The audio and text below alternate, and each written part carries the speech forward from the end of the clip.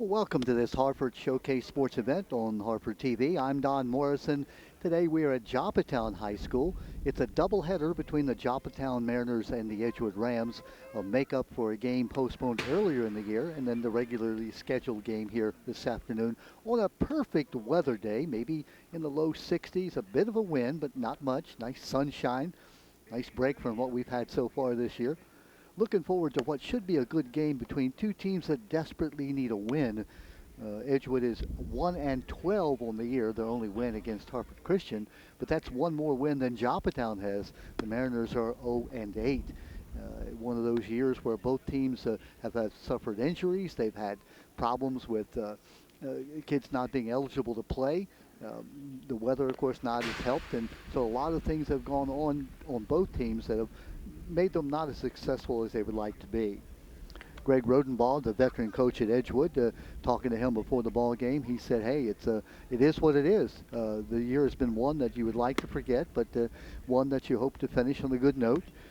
Joppatown's coach, Justin Carrasco, Justin, who went to school here, graduated in 2009 from Joppatown, played 4 years of baseball. He's a non-teaching coach. Works at Pyramid Healthcare, where he's the lead maintenance man, and he's really dedicated to rebuilding the Joppatown program, which has fallen on hard times in recent years. So we're just about ready for the game. Again, a doubleheader, 2 7-inning games. We'll be covering the first of the games. Joppatown starting pitcher Phillip Healey, number 20, he's a junior. Keyshawn Webb is his battery mate. Around the infield, James Brewster at third. Max Owens at second, actually at shortstop.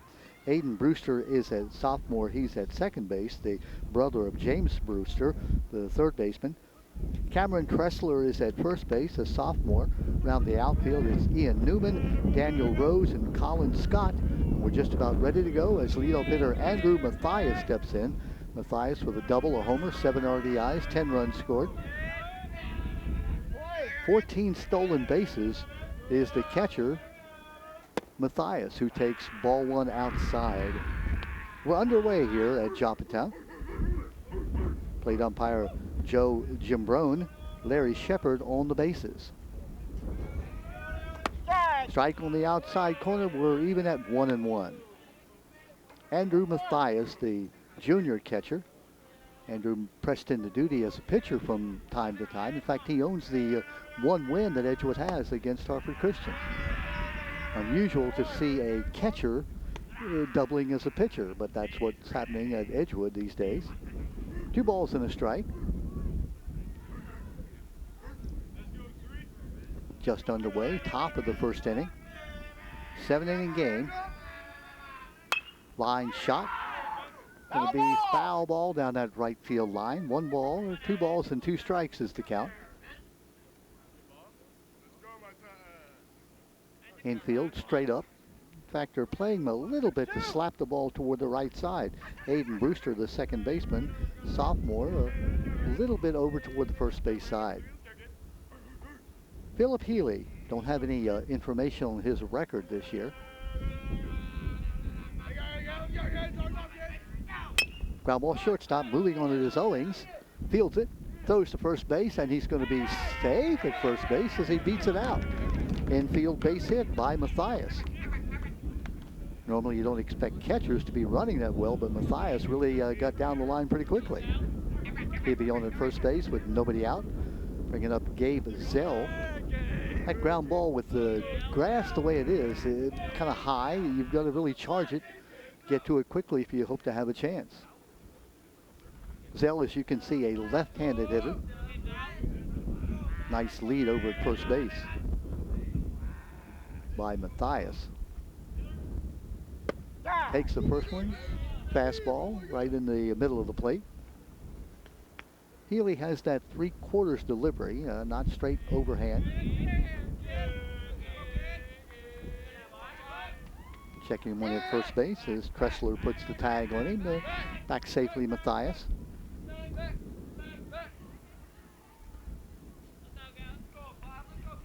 Joppatown High School undergoing a renovation now. Still the check at first base. 14 stolen bases for Matthias. Again, we talk about a catcher that the image of a catcher being a slow person. He certainly is not that. Swung on a miss, got the fastball by him. Gabe Zell, 2 strikes, no balls. 7 RBIs, a double. 7 RBIs, as we said. 5 runs scored, 6 walks. Ground ball shortstop, moving on it. Owens will not have a play at second, and he's safe at first on another infield base hit. Moving down is Matthias, getting there quickly, taking away the chance of the force out, and the throw to first base was late, so we have 2 on and nobody out. Brings up number 3 hitter, Elian Ortiz, I should say. Elian is just a sophomore. Ball down low and outside, goes right by the catcher. Now, and the runner's going to go back to second base, and he's trapped off first base, and there's a wide throw over the first baseman's head, and so the runner will go all the way to third, and the throw is going to be overthrown, backed up neatly there at third base. So we have runners at first and third. The error on the catcher moves that runner from second to third base. Both runners had held on, but it looked like Zell had wandered off first base, and good idea there by Keyshawn Webb, the catcher, but the throw was high and wide, and so the runner goes down to third base. We have runners at first and third, nobody out. Ball 1 on that wild pitch, but ended up being the error. On the outside corner, a ball and a strike. Edgewood Rams were talking to Coach Rodenbaugh, and he said they've had about 5 or 6 games that have been really close this year, but they ended up losing all 5 of those. So he said their only win came against Hartford Christian that early in the season. 1 win, 12 losses for the Rams. There he goes. Fly ball right field. Moving on to this, the right fielder, Scott. Scott catches the ball. Here comes the runner from third base. The throw is going to be late. And so back to first base goes Zell. Scoring is Matthias on the short sacrifice fly to right field. So Edgewood has broken on top now, leading by 1-0 here in the top of the first. Runner stays at first base. That's Gabe Zell.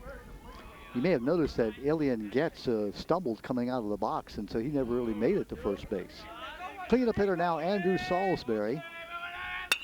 Fly ball down the left field line, curving. It's going to be a fair ball down the left field line. Zell coming to third base. He'll reach there safely.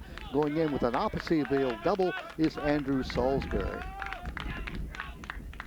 You don't expect to see a big left-handed hitter like that hit the ball down the line. Wind is blowing sort of cross from first base to third base.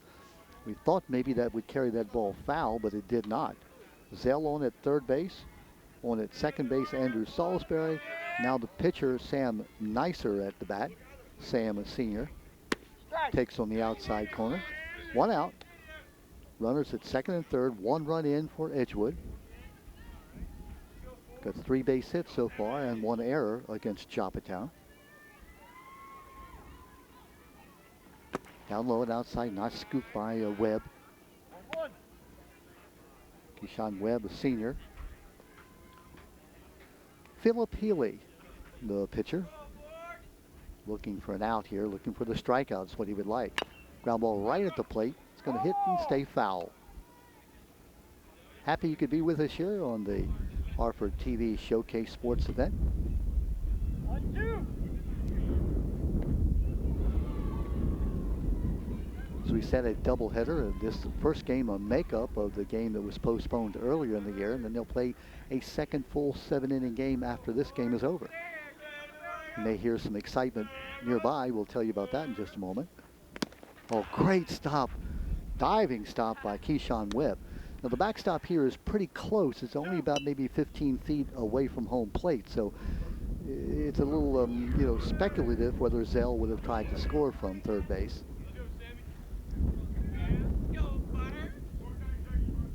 Nicer the batter. Thinks about it. And the strike is called. A little bit of a late call there by the plate umpire. Joe Giambrone. I had a chance to talk to Joe, and that was the third strike. As Nicer wasn't wanting to leave the plate right away. That strike, he may have said it out loud, but he didn't put the hand up until later. Exactly what pitcher Healey needed. That's a strikeout that now is 2 out. in this top of the first inning. Garrett Phillips, the batter. Garrett, the shortstop. Strike right on the knees. If Healey could escape this inning with just one run, he would feel fortunate, having given up 3 hits, including a double and a sac fly.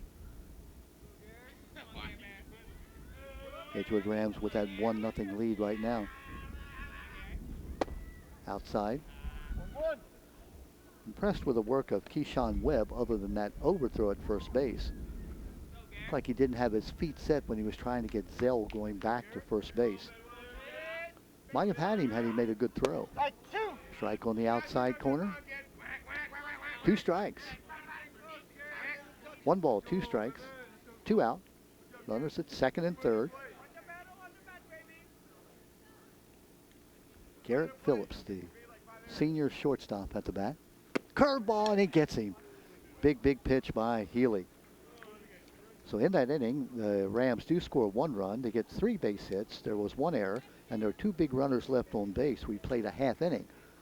The Edgewood Rams with a 1-0 lead, which could have been a whole lot worse, except for those 2 strikeouts by Healey to preserve what was a budding big inning for the Edgewood Rams. So Joppatown, coached by Justin Carrasco. Justin, as we said, a 2009 graduate from this school, played 4 years of baseball. His assistant coach is his brother, Brian Smith, also a graduate of Joppatown, and Brian Dunn.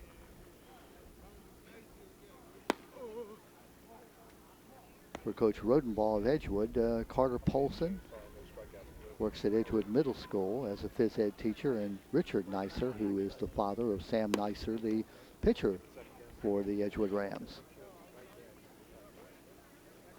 So we'll give you that defensive lineup for the Edgewood Rams. They have Elian Ortiz, the sophomore, at third base. Garrett Phillips, the senior, is at short. Landon Miller at second, a sophomore. Andrew Salsberg, a senior, at first base. Behind the plate, Andrew Mathias. And the pitcher is Sam Neisser. In the outfield, Austin Jones, Gabe Zell, and Ian Ferguson from left to right. Catcher Andrew Mathias, again, the junior, had a chance to talk to his dad, who's here live streaming the games for the family and others in Edgewood that like to watch the games. I think if you're like me, you've been a dad that's followed sons playing ball, you'll understand how proud he is of his son and how difficult a season it's been when you watch the team not be successful and suffer injuries and other setbacks to be able not to do exactly what he would like them to do. Obviously, Coach Rodenbaugh trying to build a program, and Coach Carrasco in his first year, I asked him, did he think he would be here for a long time in terms of coaching, and he said, as long as they want me.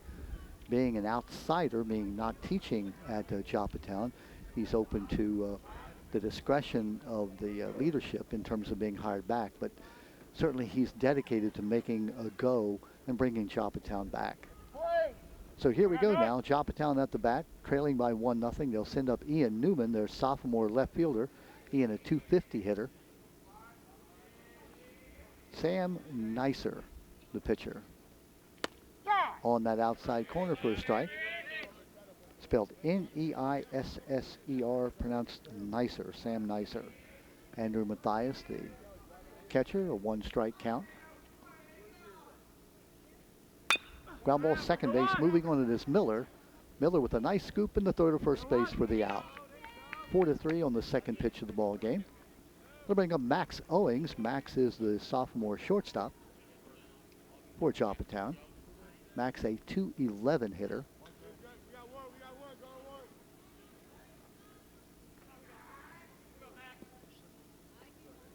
Nobody on, 1 out, bottom of the first inning.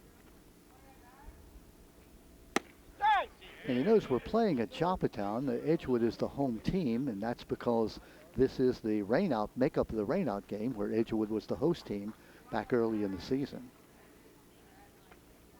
Strike 1. 1 strike, no balls. A bit of an off-speed pitch on that inside corner. Swinging over it is Owens. No balls and 2 strikes. Impressed so far with Sam Nicer mixing it up, throwing a fastball, and then coming back with the off-speed pitch. Outside. 1 ball, 2 strikes. You'll notice Andrew Mathias, the catcher, very active behind the plate. Swung on and missed. Down that inside corner. Hands him. 2 out now. That'll bring up the opposite number pitcher, Phillip Healey. Healey batting 3rd in the lineup with a .263 batting average. Phillip just a junior. Nobody on, 2 out. Bottom of the 1st inning. We play 7 in high school baseball. Fastball for the strike.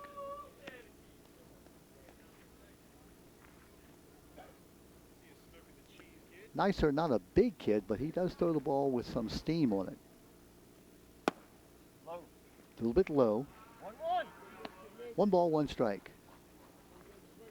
Sure you're hearing the call of Joe Jombrone. Joe said he moved back from Florida because he's got grandkids in this area. When grandkids call, you got to do what they tell you to do. Foul ball on the ground ball. 2 strikes, 1 ball, 2 strikes, 2 out, nobody on. Joe said he's basically a softball umpire, but because of the need for umpires, they pressed him into duty as a baseball umpire as well. Ground ball off the plate. It could be a fair ball. No, now it goes foul. The plate is in fair territory. Healey didn't run right away, but then realized that that ball could bounce fair and he would have a chance of getting on first base. 1 ball, 2 strikes, 2 out. Nobody on. Beautiful day at Joppatown. Nice blue skies, not a cloud to be seen.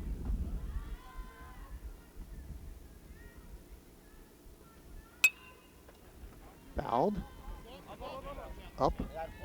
Out of play. Oh my goodness. I didn't see that ball. It came back down here. I could have had that ball, Tim. No, I couldn't. It was on the other side of the screen. Looked like it was a pop-up that stayed in play, but catcher Matthias, like me, never saw what happened to it. So staying alive is Healey. 1 ball, 2 strikes, 2 out. Ooh, close. Healey was on his way to the dugout. Ball just off the outside corner. 2 balls and 2 strikes.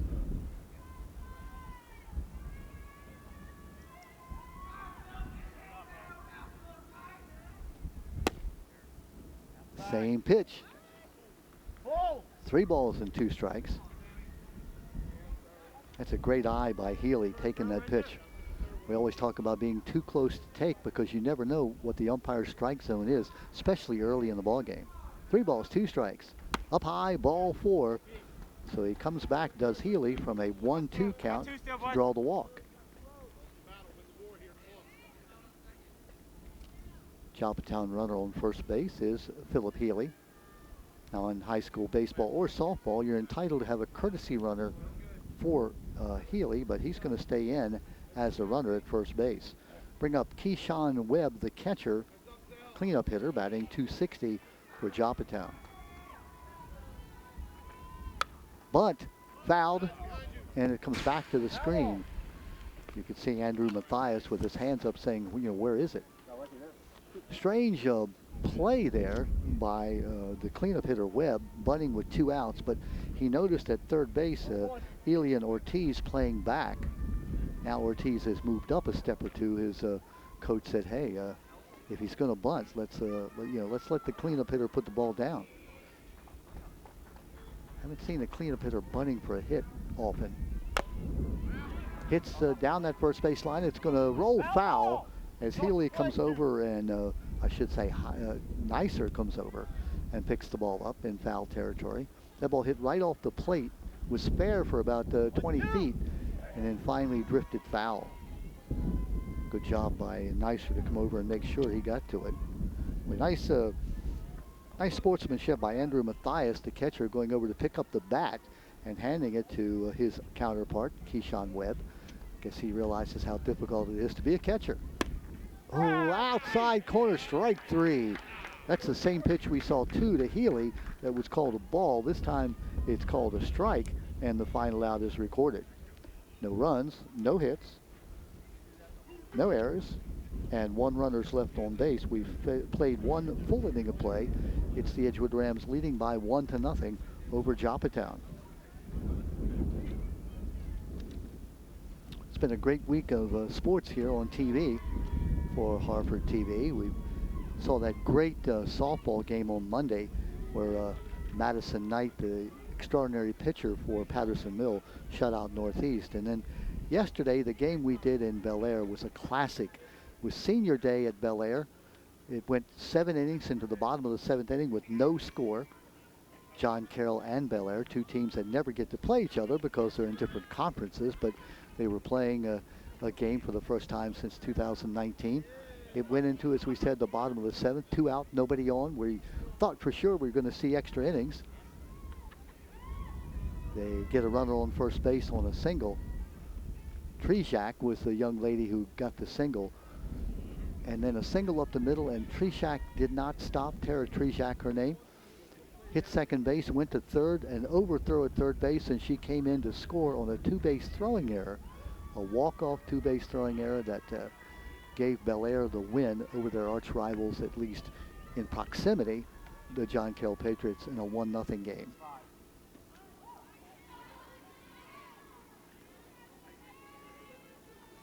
So we now go to the top of the 2nd inning.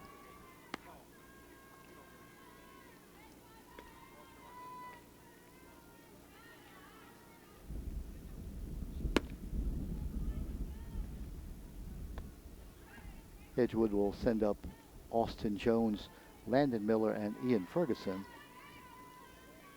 I think I mistakenly told you that Edgewood was the home team. They are the visiting team here in this game. They got their 1 run there in the top of the 1st inning. Had 2 base hits to the shortstop. They had 2 on and nobody out. Then they got a sac fly that scored the run.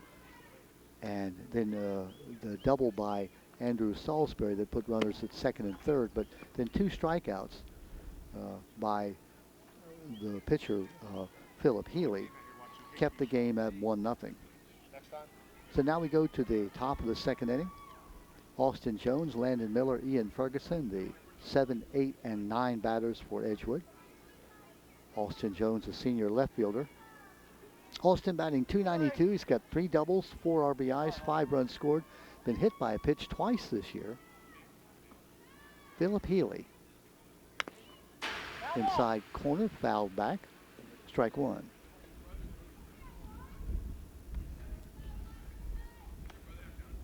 Edgewood Rams 1-12 on the year. Their victory coming against Harford Christian. So we mentioned Coach Rodenbaugh said that they've been close several times. Did he go? No appeal, so apparently he did not. 1 ball, 1 strike. Normally you'll see that ball appeal to the first base umpire. Ground ball back to the pitcher and through him to the second baseman. Fielded by Brewster, and he throws over to first base Cameron Tressler. Aiden Brewster to Cameron Tressler. First out is recorded, 4-3. Bring up Landon Miller, the sophomore second baseman.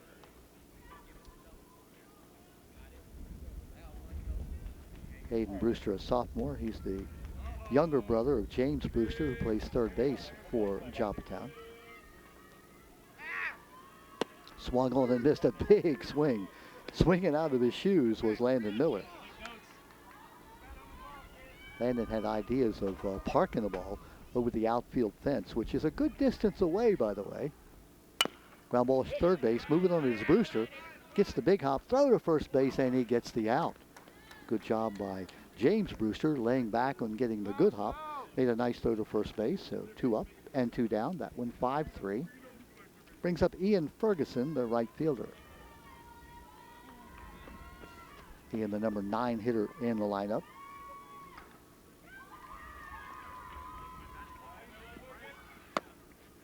Nope. Keyshawn Webb holds the ball there for about, looked like 2 or 3 seconds, giving the plate umpire, Joe Jambroen, a good look at it. Nope. No, that is a strike. 1-1. We talked about umpires who delay their call. The umpire we had yesterday would shout out the call, but then it took him maybe 4 or 5 seconds to, raise his arm. Oh, almost hit him. The ball is going to be down the right. Oh, just foul. It looked like Ferguson was trying to avoid being hit. Instead, the ball hit the bat and almost ended up in fair territory down that first base line. 2 strikes, 1 ball. Now he's appealing, and they're saying that he was hit. No. Justin Carrasco comes out. Ian Ferguson is shaking his hand, saying, look, oh, it hurts, I got hit. Now the umpires are going to consult one another. It sounded like it hit the bat. It may well have hit the hand at the same time it hit the bat. Normally that call would be a foul ball. Ian Ferguson says, hey, look, I deserve to get first base. It looks like he's not going to get it. Looks like first base umpire Larry Shepard says, no, that hit the bat. Assistant coach Carter Polson is appealing now. And you can see Ian Ferguson shaking that right hand, saying, look, there is no justice. I get hit with a pitch, and they make me come back up and hit again. Nah, them's the rules. 1 ball, 2 strikes. Swung on and missed, and so down he goes. So instead of being on first base, Mr. Ferguson goes back to the dugout long enough to pick up his glove. No runs, no hits, no errors, nobody left on base. We have played an inning and a half. The Edgewood Rams leading by 1-0. Good job there by Phillip Healey to go out and shut down the bottom of that lineup. 7, 8, and 9 goes out 1, 2, and 3. 2 ground outs and a strikeout. So now we head to the bottom of the second inning with a 1-0 lead. Joppatown trying to come back and to tie this game, maybe take a lead.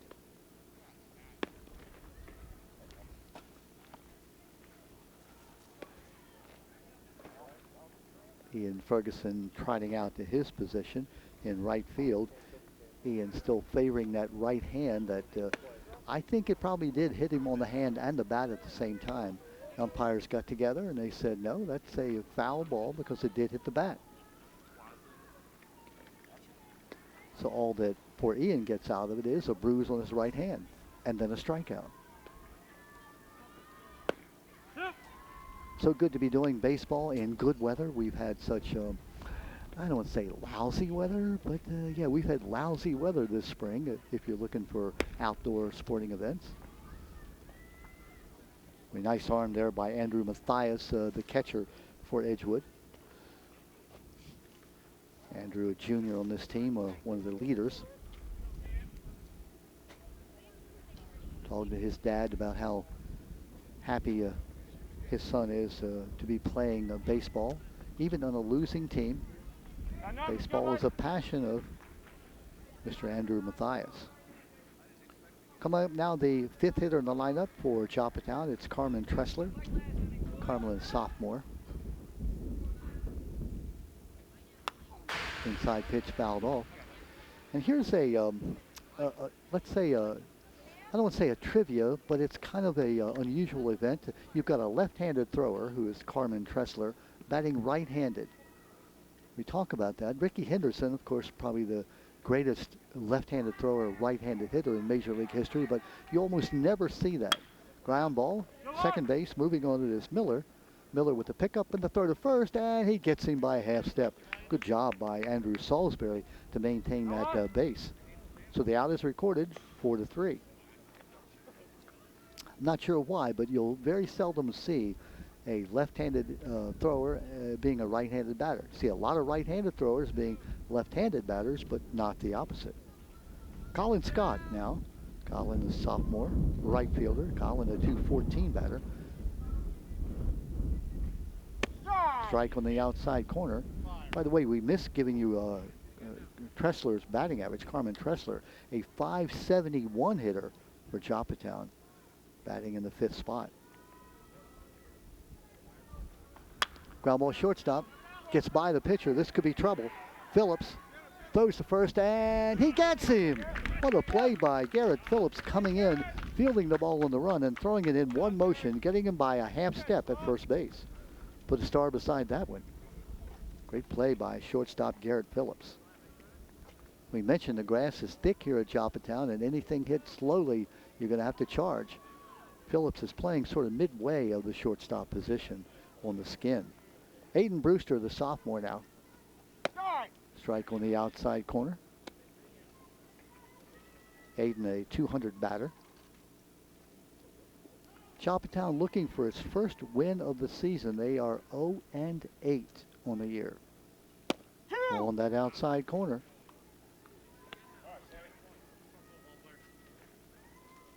Joe Jambroni, who was a little bit hesitant on some of the calls back earlier, now is making the call right away.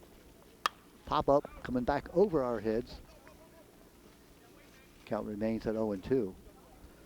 You'll notice Andrew Matthias, how he gets really low giving his target, almost spreading out, getting one leg pushed out into the first base batter's box. Not in this case, but he did the pitch before, right over the head, ducking down. That's a little chin music there from Sam Neisser. Back in the 50s when I was growing up, that's the 1950s, in case, Tim, you're thinking 1850s, was a guy named Sal the Barber Magley, who was famous for giving batters a close shave. Outside corner, foul ball. Count remains at 0-2.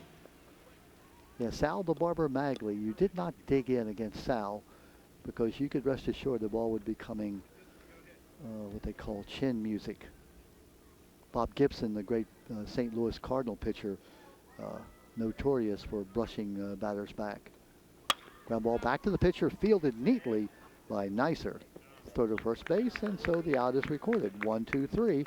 That went from 1 to 3, so 3 ground outs. Second baseman, then the shortstop, and now the pitcher. 3 up and 3 down in the bottom of the second inning. No runs, no hits, no errors, nobody left on base. We played 2 full. It's 1-0 Edgewood. Talking about Bob Gibson, the great St. Louis pitcher, you didn't dig in against him. If you threatened to dig in and like maybe crowd the plate, you could rest assured you'd get one right in the ribs. Bob Gibson, the hero of the 1967 World Series, when he won 3 games for the St. Louis Cardinals. Now, Tim, how can I remember that, but can't remember what I had for breakfast? It's a mystery. All set for the top of the 3rd inning. The Edgewood Rams will turn their lineup over. They'll send up their leadoff hitter, Ian Newman, again. Newman, who led off the game with a ground out to second base. We mentioned the temperature probably in the mid-60s somewhere, a clear blue sky, not a cloud in the sky, and what wind there was has sort of died down, and now we've got a nice still day. Beautiful field here at Joppatown. Their coach Justin Carrasco, who is head of maintenance with Pyramid Healthcare, he was out working on the field before the game. Gosh, we were here maybe an hour and a half before the game, and he was working on the field. He said, hey, that's my job, maintenance. Yeah, it's good to see the young man who graduated from this school back in 2009, talking about Justin Carrasco, who now is coming back and giving back to the school that he played for back in the day. Fly ball right field, foul and out of play.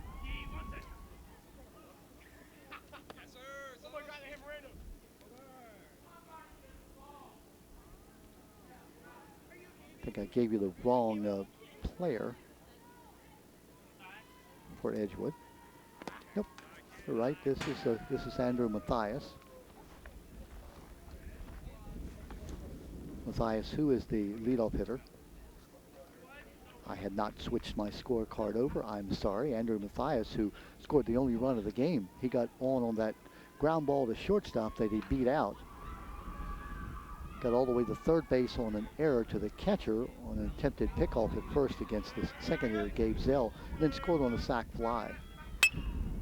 Gets ground ball back to the pitcher, fielded neatly by Healey, and he gets the out at first base. That ball was smoked, but Healey makes the stop, turns and throws to first base. You're only 60 feet 6 inches away as the pitcher, and as soon as you let the ball go, you become a fielder, and you better be ready because the ball comes back probably faster than it came in. Now here's Gabe Zell. Zell got on again on a ground ball to the shortstop, beat it out for a base hit back in the first. Squares like he's going to bunt and does attempt to bunt. Moving on, it was James Brewster from third base. Strike one. Zell, you remember, almost got picked off at first base. He was scrambling back when catcher on the play, Keyshawn Webb, overthrew the ball at first base. Strike is called, 2 strikes. That allowed Mathias to get to third base on the error. Zell holding on at first base. Eventually got to third base on the double by Salisbury, but stranded there. Ground ball through the box and on through into center field. Base hit. 2 for 2 is Gabe Zell. 1 on, 1 out.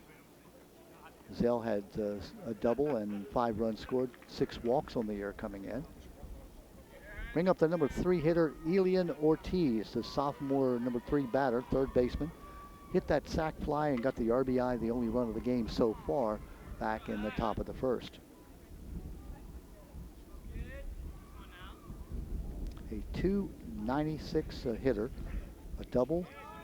Swung on the miss, there he goes. Ball is dropped by the catcher in the stolen base without a throw. Zell in scoring position on the stolen base. Looked like Webb was coming up trying to throw, and the ball just sort of skittered out of his hand. So reaching second base without a throw is Zell. On the outside corner, strike 2. No balls, 2 strikes. Ortiz, who, again, as we said, hit that sac fly. It wasn't a deep fly ball, but coming in from third base was Matthias with that great speed that he has. No balls, 2 strikes. Runner at second, 1 out. Foul back. Looked like almost an emergency swing from Ortiz. The ball almost by him. It was a high pitch up around the letters. No balls, 2 strikes. Runner being held close at second base. Outside, Webb knocks it down, but getting to third base on the wild pitch is Zell. Good job by Webb to knock it down, but it skittered away far enough that Zell was able to get down to third base on the wild pitch. So a single, a stolen base, and a wild pitch. He's on at third with 1 out. 1 ball, 2 strikes on Elian Ortiz. Ground ball right at the plate, foul ball. Phillip Healey did that great job back in the first inning of fanning both Nicer and Phillips with runners on at second and third to prevent more damage. Ground ball short, he's coming home. He's going to reach home, fielded by the third baseman, the throw to first, and he is out at first base. Brewster to Tressler, but coming in on the, getting a good jump was Zell on the ground out. So the ground out is 5-3, but the second RBI without a base hit by Ortiz, by Elian Ortiz as he goes out from 5-3. Boy, nice job by Zell to break for the plate as soon as that ball was hit. No play at all for James Brewster coming in fielding the ball. That'll bring up Salisbury. We mentioned that he had that double back in the first inning down the left field line. They're shading him to pull the ball. Strike is the call, down at the knees.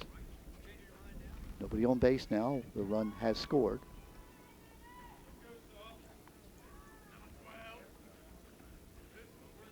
Salsberg, a big young man, 296 hitter. High and outside. Had a double, 6 RBIs coming in. He's now got 2 doubles on the year. Hit that ball right down the left field line in that first inning. It looked like the wind may have carried it a bit. Fly ball, center field. Moving on it is Daniel Rose. Rose going back and making the catch. Ball well hit, but hit high enough that Rose was able to run under it without any trouble. So the fly out is recorded. Edgewood gets 1 run. They get 1 base hit. There were no errors, and no one was left on base. We've now played 2.5. The Edgewood Rams leading by 2-0. Rams scoring both of their runs without benefit of the RBI being a base hit. First was a sacrifice fly by Ortiz in the first inning, and the second was a ground out to third base here in the 3rd inning. 2-0 Edgewood leading.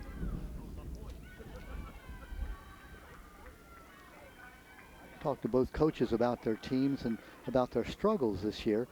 Coach Rodenball said that it has been a struggle with their pitching, losing players to eligibility, terrible weather. He mentioned also that 5 of the losses, 5 of the 12, have been close games they could have won, but for a bobble here and a mistake there, or a bad break here, they've lost all 5 of those. Their victory coming against Hartford Christian. Mentioned yesterday, as a coach, you look back on those games and you say, hey, I'd rather lose 10-0 than lose a game, like Bel Air won yesterday against John Carroll in the last inning on a 2-base throwing error. That's the kind of play that,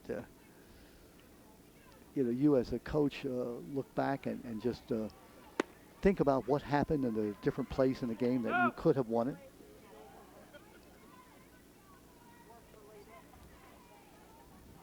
I say that, but obviously it's good to be in every game. You want to be competitive. You don't be losing games by a large margin. But again, when you lose by that kind of margin, you don't replay it 100 times in your head of what you could have done differently as a coach or a player. So now we go to the bottom of the 3rd inning. It's the 8th, 9th, and 1st hitters due up. James Brewster, the 3rd baseman for Joppatown. James the junior, Daniel Rose the sophomore, followed by the leadoff hitter Ian Newman.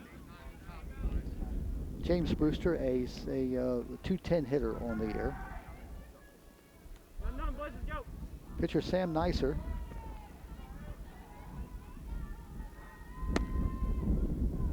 Yep, just a little bit outside, maybe a trifle high.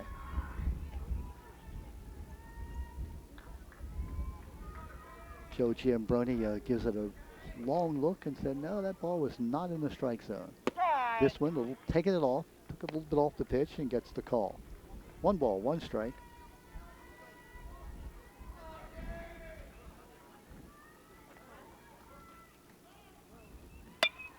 Off the knuckles toward the first baseman, fielded instead by the pitcher, who runs over and gets the out unassisted. Neisser thinks, hey, I'm close to first base, I'll not risk the throw. So it's 1 unassisted for the first out. That ball hit right off the knuckles, went down toward the first baseline, and coming over and picking it up was Neisser, the pitcher, and getting the out unassisted at first base. 1 out. Daniel Rose now, the sophomore, center fielder, a .273 batter, number 9 hitter in the lineup.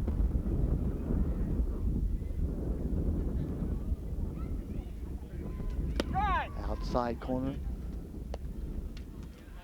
Really impressed with Neisser, the way he's been around the plate the whole game. Not a fireballer, but he has enough moxie on the ball. 2. Strike 2 called. Like Rose was thinking about swinging. He may have indeed gone far enough to be a called strike anyhow. No balls, 2 strikes. Fly ball, right field side, going to be out of play. Rose swinging anything close now with 2 strikes. No balls, 2 strikes. Ortiz, Phillips, Miller, and Salisbury around that infield. Jones, Zell, and Ferguson in the outfield. Swung on and missed. Blew it right by him. That's 3 strikeouts so far in 2 2/3 innings by Neisser. Landon, coming to you. Bring up Ian Newman now. Ian is the leadoff hitter who grounded to second base to lead off the game. .250 hitter on the year. Here the Joppatown bench being enthusiastic. Catcher Matthias again really impressed with his activity around behind the bat. in on every pitch.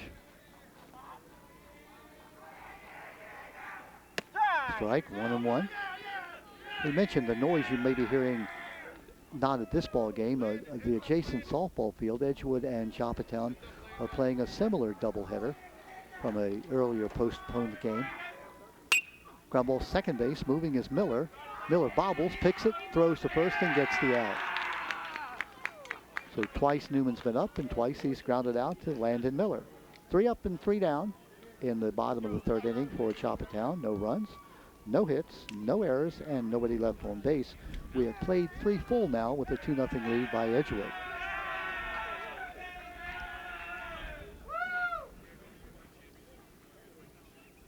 Edgewood Rams, we mentioned 1-12 on the year. They win against Hartford Christian in a non-league game. This being an arch rival game, you think about Edgewood and Joppatown like the game we did yesterday, Bel Air, John Carroll, 2 teams that are in proximity to one another. Joppatown was born in 1973, the school, out of Edgewood. In other words, it took the southern attendance area of Edgewood. Big renovation project going on at Joppatown. If you think about the school, 73, so now we're talking approaching 50 years old, which is just so hard for me to believe.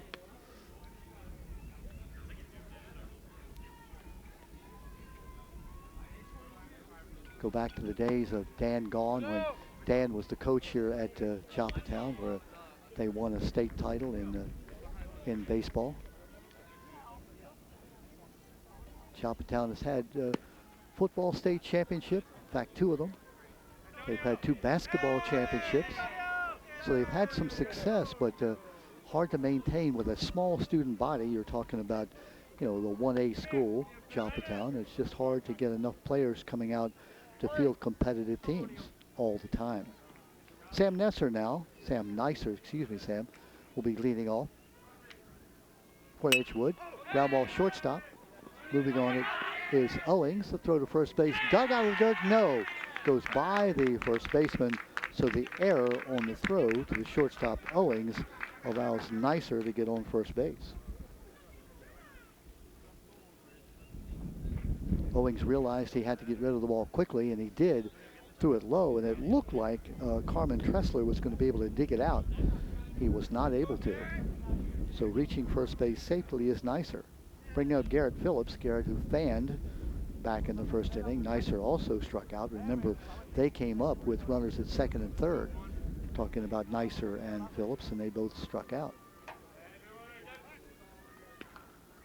Throw to first base from Healey to Tressler. Checking on Nicer. Again, no courtesy runner for Sam Nicer, the pitcher, which you can do in high school baseball and softball. Line shot down the third base line. That's fair for a base hit. Rounding second, heading for third. Ball bobbled. It will be a double for Garrett Phillips. So runners at second and third and nobody out on that ball hit right on the nose down the left field foul line. Double for Phillips. Phillips came in with 4 stolen bases on the year. Bring up 292 hitter Austin Jones. Jones, who grounded out back in the second inning. Runners at second and third and nobody out. Line shot to the shortstop. Fields it on one bounce. The runner will score. Throw to first base is high and over the first baseman's head. Moving down to third base safely is Garrett Phillips. Nicer scoring on that error to the shortstop. So Edgewood now with runners at first and third. Nobody out. Leading by 3-0. They'll send up Landon Miller. Miller off the end of the bat into left field for a base hit, and another run will score. Landon Miller with the RBI single to left field. Coming in from third base is Garrett Phillips. Going back to second is Austin Jones. Timeout now is Justin Carrasco, the coach, the head coach for Joppatown, goes out to talk to his pitcher, Phillip Healey. Phillip, who got out of that jam back in the first inning, not been so lucky this time. His defense, of course, hasn't helped him. 2 errors in this inning and 2 base hits. Ian Ferguson, the number 9 hitter, coming up. Justin Carrasco, 4 years baseball player here at Joppatown, graduated in 2009. Our score is 4-0 now. 1 run in the first for Edgewood, 1 run in the third, and now 2 runs here in the 4th inning. So 4-0 Edgewood's lead. They'll send up their number 9 hitter, Ian Ferguson, who fanned back in the 2nd inning. Edgewood scored on a sac fly in the first. They scored on a ground out in the third. And now here they've scored 1 run on error and then an RBI single by Landon Miller.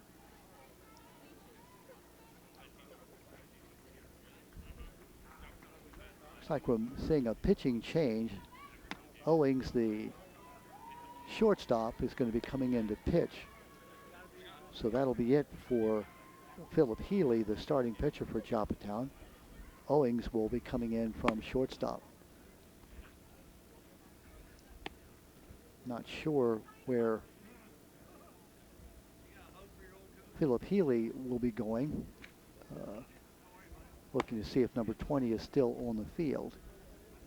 So we do know now that Owens will go from shortstop into pitch here in the 4th inning with nobody out. So Healey pitches 3 innings plus 4 batters. He's responsible for the runners at first and second, having given up 4 runs at this point.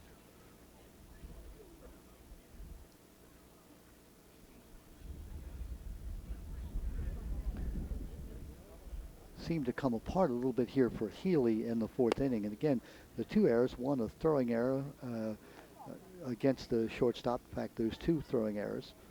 Didn't help at all. And then the double by Phillips, smartly hit down the third base line, and then the single by Miller through the hole at third base. So one of the runs earned so far. 4th inning, top of the 4th, Edgewood with that 4-0 lead. A doubleheader here today at Joppatown.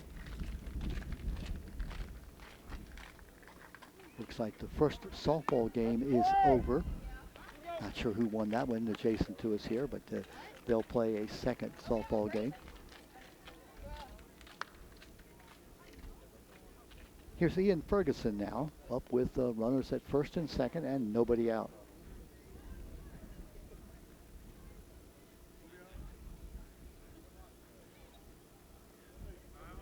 Looks like I don't know whether Healey is at shortstop. We'll try to pick that up for you here in a moment. Squaring the bunt, ball is outside, caught halfway down the third base. He is going to be saved on a delayed double steal.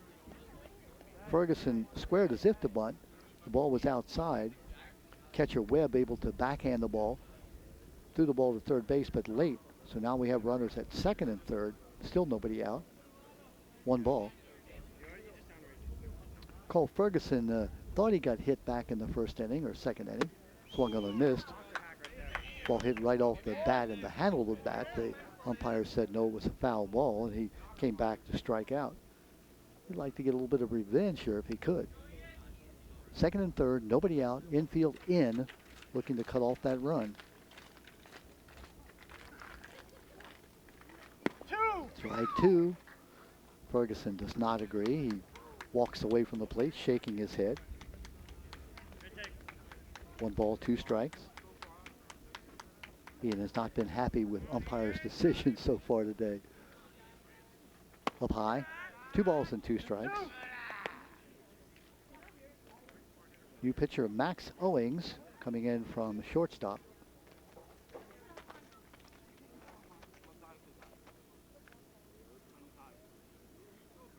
Owens steps off the bag.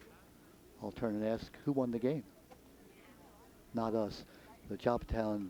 And so Edgewood, this team you're playing, if it wasn't you, then Edgewood would have won. See how quick I am? Yeah, Edgewood won the softball game, the first game. You have another game, right? Okay. And you'll win that one, right? And you'll win that one? Okay. I'm told they will try to win that second game. Nice scoop by Webb Throws the ball back to the pitcher, wasn't looking. Full count. It is a full count. Owens was thinking maybe he swung. So we got a 3-2 count now on Ian Ferguson. Runners at second and third. Up high and inside. Here comes the runner from third base. He's going to be safe at the plate. So good job by Jones coming in and scoring on that wild pitch. Actually a pass ball on the catcher. Moving up to third is Miller. And Ferguson reaches first on the walk.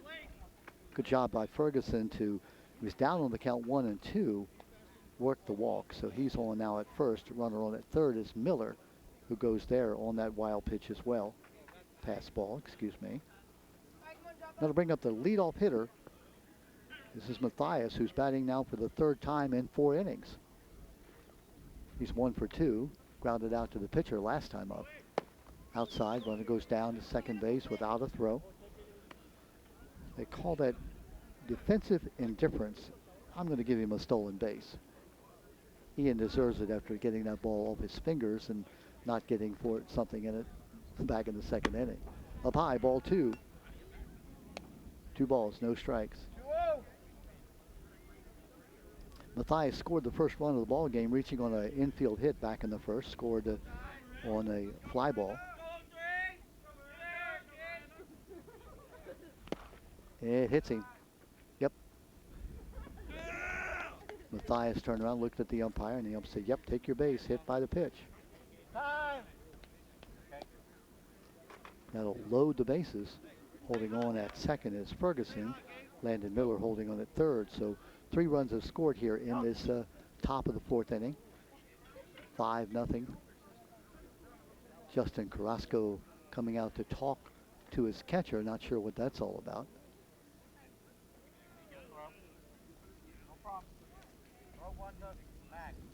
Timeout on the field.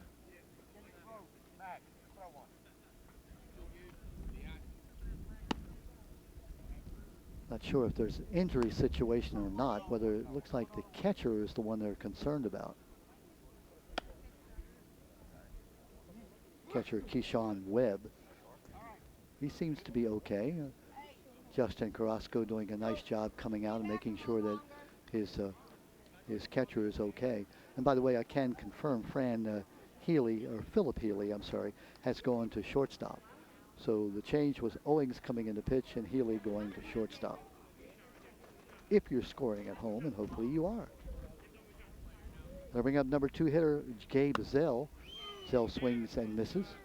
Gill's 2 for 2. He got a single back in the first to shortstop, and then a clean single up the middle in the 3rd inning. He's now up for his 3rd trip in 4 innings.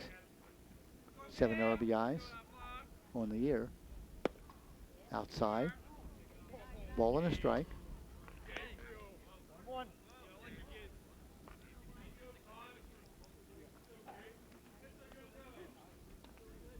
Edgewood a run in the first, a run in the third, now 3 here in the 4th inning. Outside. Nope, that's a strike. Took a little time that time. Did Joe Jambroni on the call. 1 ball, 2 strikes. Nobody out. Runners at second and third. Top of the 4th inning. Curveball. Doesn't catch the plate. Good job by Webb to block that ball. 2 balls, 2 strikes.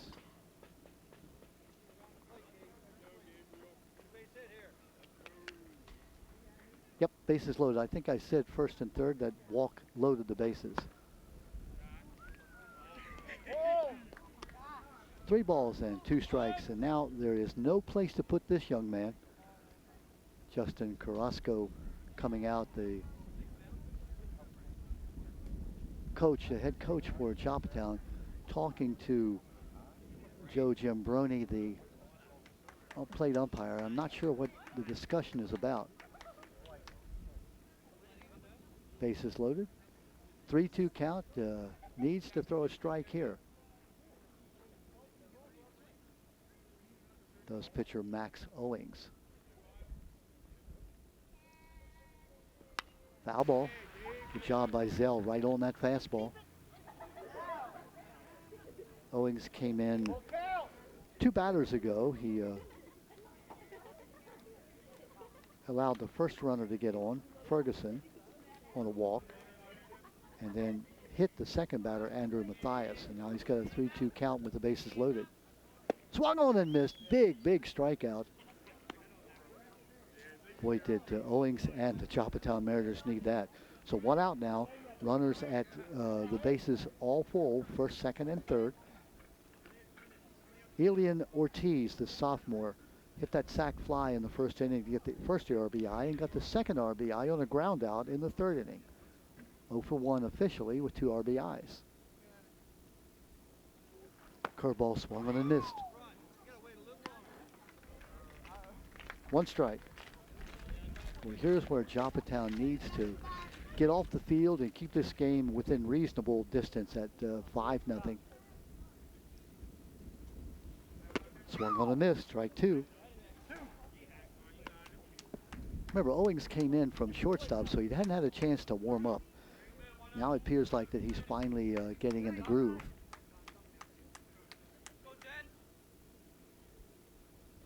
Curveball, right by the catcher, but no advance.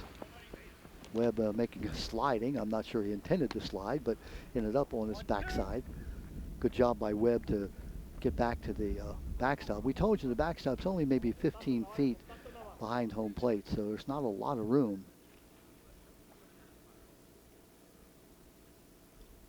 1 ball, 2 strikes. 1 out. Bases are jammed.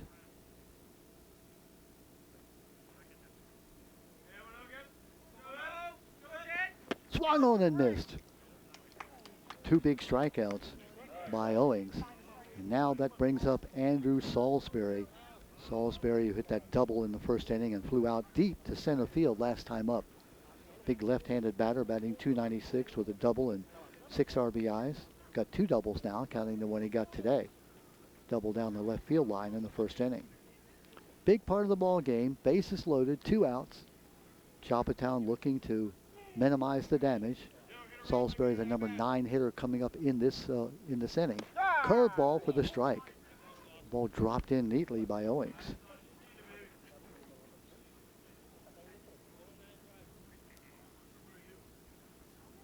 Sam Nicer led off this inning, got on an error. He's on deck.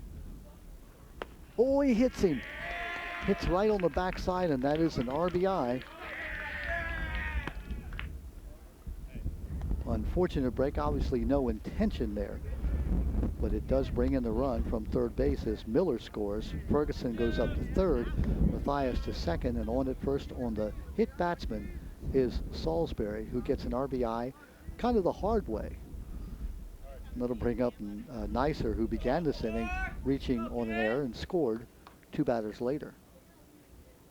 2 out, base is still jammed. Almost hit him again. High and inside, no advance as Nicer is checking over body parts at this point. That ball was headed right at his noggin, able to get out of the way. Impressed by Webb, how he's still hustling back there, even though his team now down 6-0. 1 ball. Pop up. Going to be foul and out of play. Tim had missed your truck. You'll be happy to know. Coach.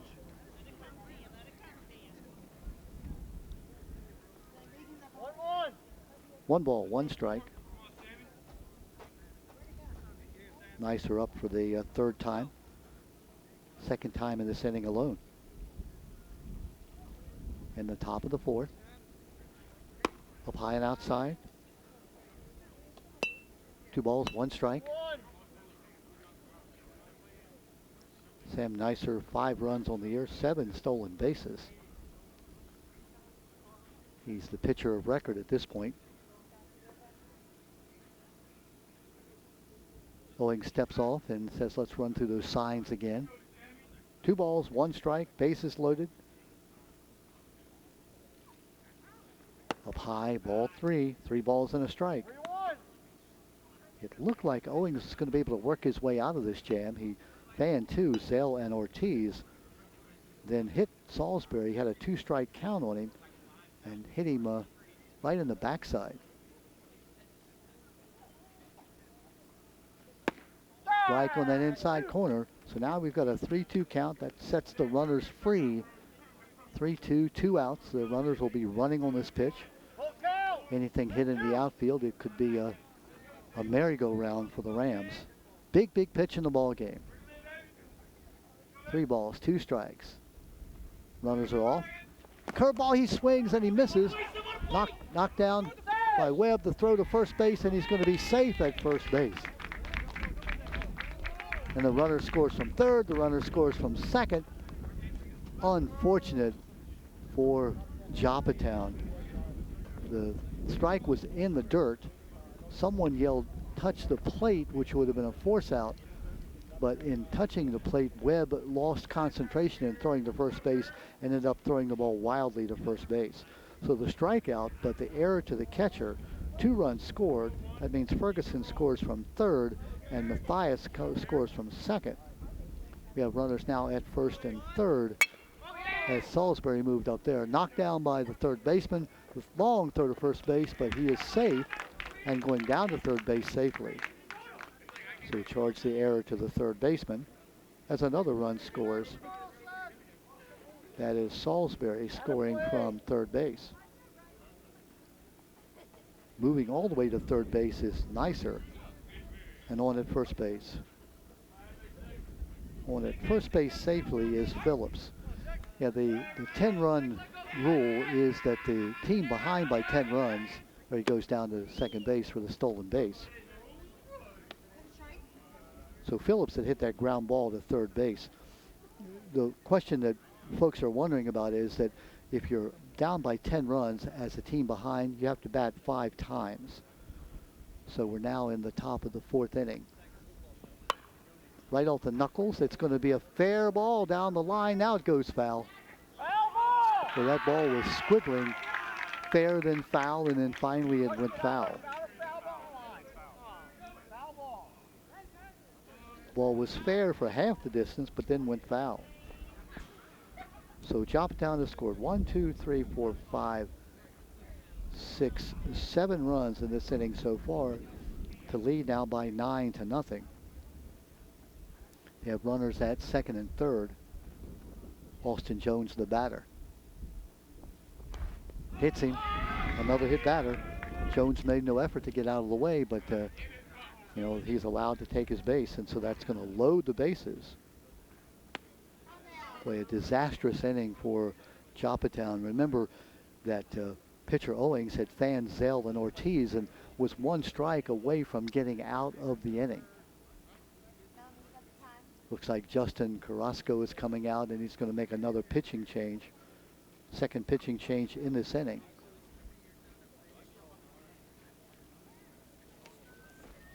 It looks like he might be. I'll wait for the dust to settle and figure out who's going where.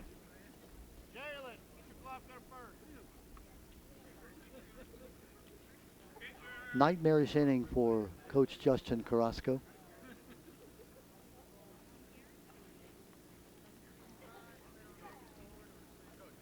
It looks like Aiden Brewster, number 12, is coming in to pitch in place of Owens.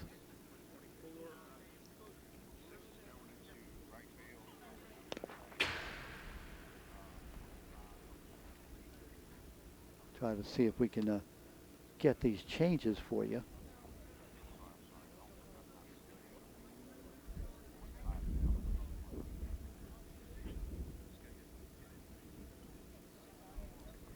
We do know that Aiden Brewster, number 12, is coming in from second base. He'll be doing the pitching.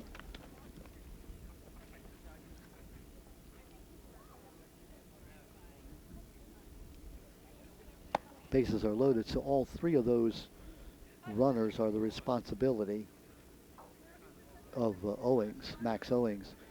Owens has given up, let's see, 3 runs now. The first 4 runs of this inning were charged to the starting pitcher, Phillip Healey. So now our score at this point is 9 to nothing. Joppatown trailing the Edgewood Rams in the top of the 4th inning. At this point, the slaughter rule or mercy rule, it's called various things, meaning that the team behind by 10 runs, if they have batted 5 times, the game then is over. This being a double header,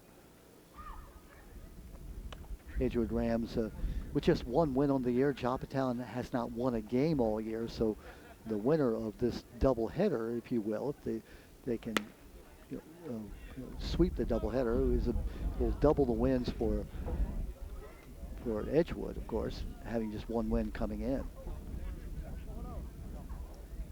So it looks like going to third base is Owens. Coming into pitch is Aiden Brewster. And batting now is Landon Miller. Landon came up once in this inning already, got that single to left field and the RBI. He was the last batter faced by the starting pitcher Healey. Ended up scoring a run later in that inning. Pulled foul down that third base line and over the 10-foot fence. Out of play.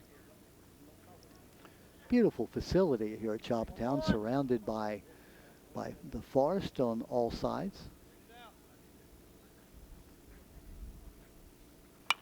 Another foul ball.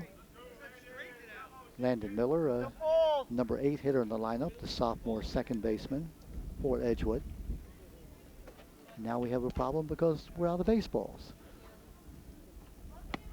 Justin Carrasco, the Joppatown coach, throws a couple of balls in, and so we're back in action. 2 strikes on Landon Miller. Down low, Webb with a nice block. Base is jammed. Nicer on at third, Phillips at second, and Jones on at first base. Miller 1 for 2. Swung on and missed, and finally, mercifully, if you're Joppatown, of course, that inning comes to an end. See if we can count this up for you. Give me a minute. Okay, give me a couple of minutes. The leadoff hitter in the inning was Nicer. He scored. So we got 1, 2, 3, 4, 5, 6, 7 runs scored. They get 7 runs. That's the easy part. Count the hits. They get 1, 2. It looks like just 2 hits in the inning. Errors, there were 1, 2, 3, looks like 3 errors in the inning and 3 runners left on base. We've now played 3.5 innings. We're in the middle of the 4th with Edgewood leading by 9 to nothing. A run in the first, nothing in the second, a run in the third, and now 7 here in the top of the 4th inning. Tough inning. If you think about it, Joppatown, again, within 1 strike of getting out of the inning, they would have given up, let's see, 1, 2, 3. They would have given up 4 runs had it not been for that last strike. Now I'm being thrown at. They're throwing baseballs at me. Young people, little guys, are throwing baseballs at me. No, she's not. Nice little girl in a princess outfit. Hi. Fans gathered around here in the stands right behind the plate. I want to thank John Stefanidis, the assistant athletic director, and also the athletic director, Michael Harris, who helped us, making us feel very comfortable here. Finding the field, which is way away from the school, kind of up on a hill, and then getting in and being able to set up.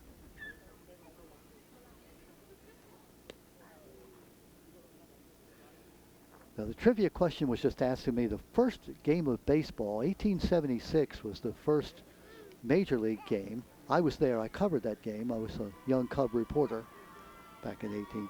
Was that the question there, Mr. Tim?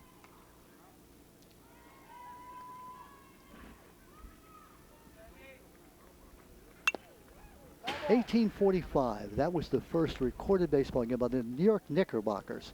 I was not there. for that one. I was a mere child then, but in 1876 I was assigned to cover the Cincinnati Red Stockings, who played the first Major League Baseball game. Max Owens, by the way, as we chatter here about nothing important, is the leadoff hitter in the bottom of the fourth inning. Max, the shortstop slash pitcher, now slash third baseman. Max fanned back in the first inning, his second time up. Swung on and missed. Pitcher Sam Neisser has gone all the way. He had that long break, as you know, in the top of the fourth inning, get on base twice. See how he fares here as a pitcher. Just off the outside corner. Neisser wanted it. So did catcher Andrew Matthias. Umpire Joe Giambroni said, no, it was outside. We got to do it again. Down low. Ball, 3-2. Good job there by Owens, the number 2 hitter in the lineup. Running the count full now. 3 balls, 2 strikes.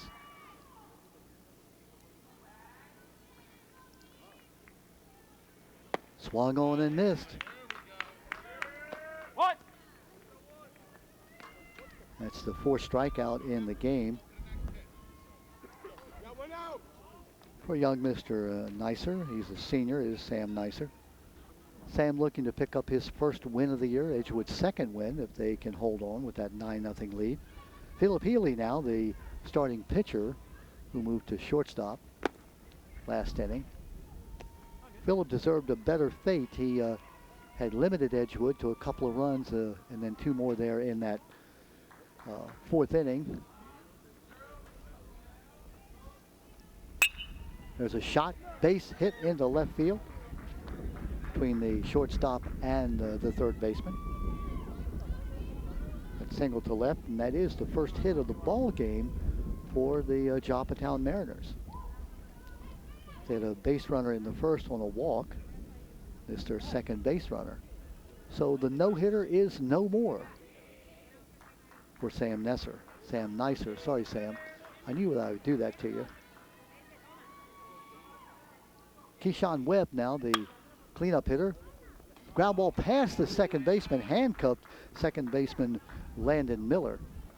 To call that a base hit because that ball was hit on a line. And since it wasn't the first hit of the game, it can be a tainted hit.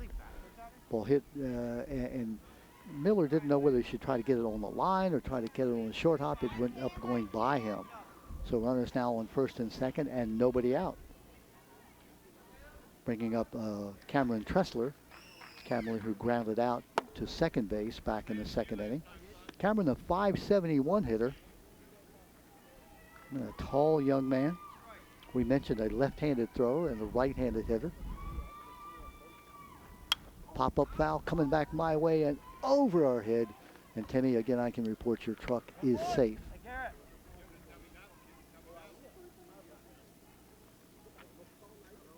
Does offer an inviting target back there behind home plate, I'm sorry to say. Line drive, base hit. That's into right center field. Fielded by center fielder Zell.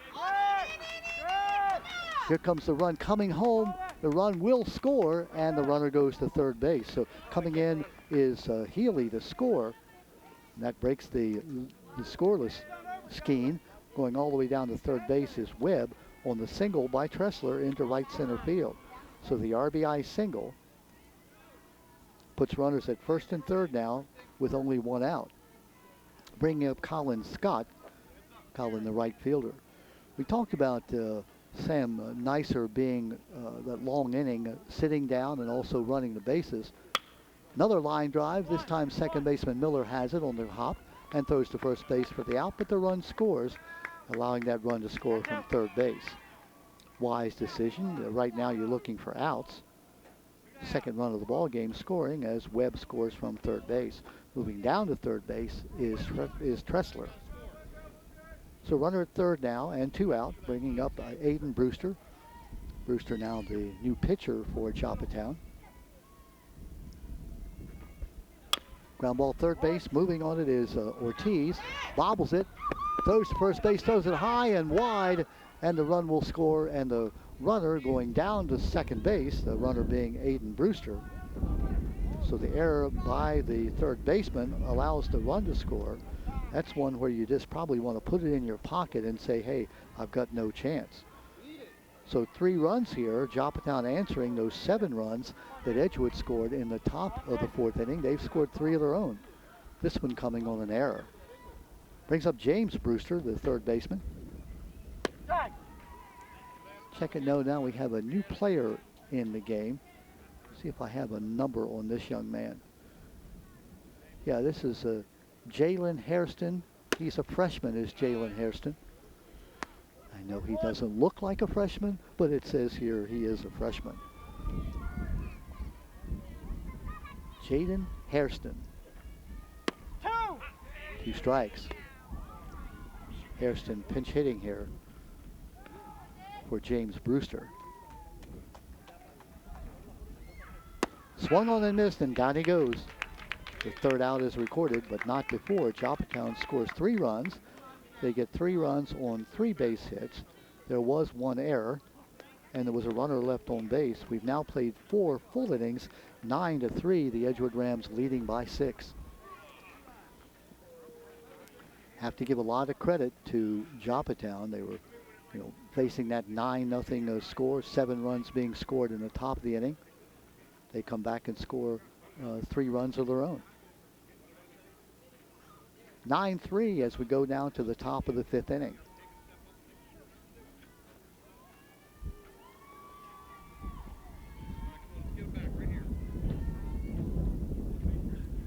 Gorgeous day at Joppatown as the wind we talked about that had died down now is picking up just a little bit.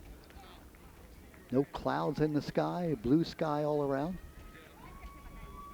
Temperatures, we're happy to say, somewhere in the 60s.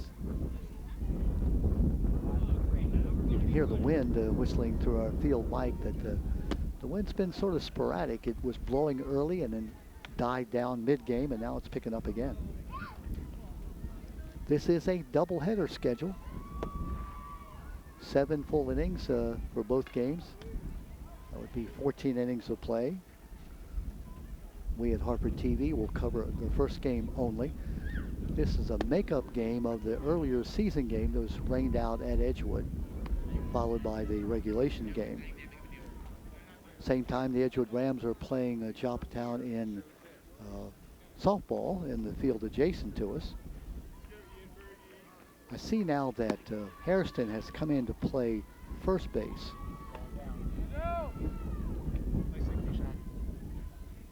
For Joppatown. Hairston, the freshman. So that means that James Brewster must be out of the ball game. Not sure where Cameron Tressler has gone. We'll try to pick that up for you here as the game goes on. Can tell you now we are in the top of the 5th inning. Ian Ferguson will lead off for Edgewood.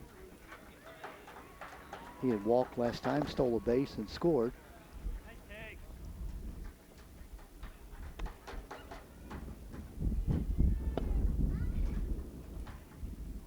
It looks like we might have a pinch hitter. We'll get that number for you here in just a second. Swung on the mist. Yep, it's a new player in the ball game. It looks like number 13, Kyle Peretti. Kyle Peretti, a junior, batting in place of Ian Ferguson. Pop up, foul, and comes back to the screen. 2 strikes.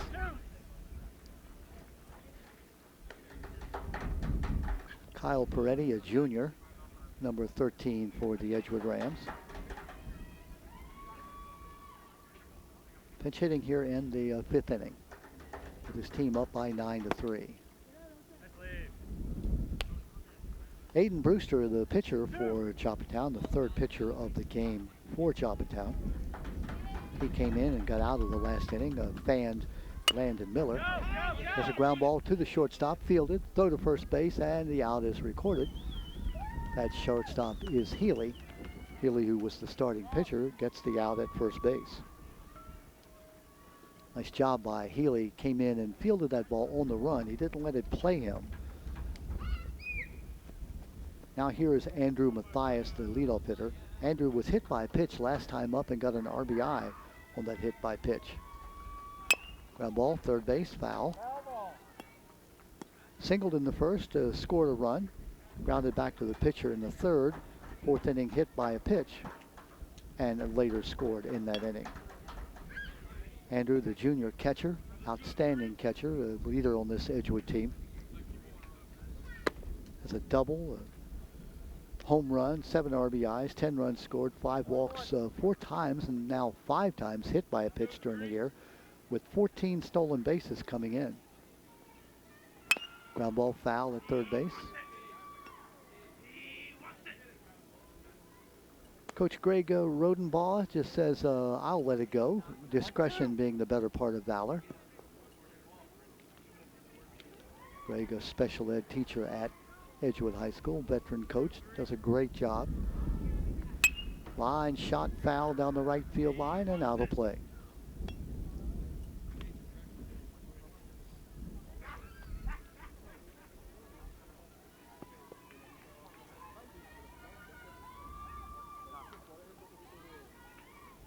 Michael Mathias, the father of Andrew Mathias, taking pictures, being very supportive here at the backstop. Line shot into left field, moving, left fielder goes by him. Ian Newman has the ball hooked on him and goes all the way to the fence.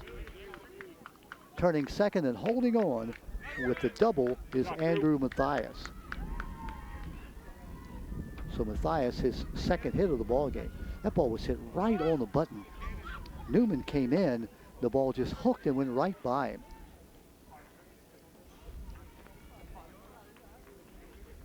It's the Rams, let's see, 3, 4, 6, that's their 7th hit of the game. Here's Gabe Zell. Zell has 2 of those 7 hits. Singled in the first to deep short, singled to center in the third, fanned last time up. Swung on and missed.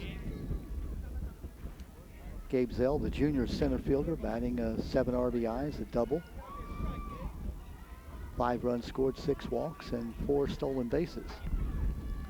Ideal number 2 hitter, the kind of guy that just is in there to try to advance runners. Swung on and missed. Have to be impressed with Aiden Brewster, who came in. He's throwing strikes. Aiden, just a sophomore. Third pitcher of the day for Joppatown. Foul back, emergency hack. Ball hits off the top of the screen and almost comes back to hit to Gabe Zell. We mentioned what a beautiful facility it is here at Joppatown.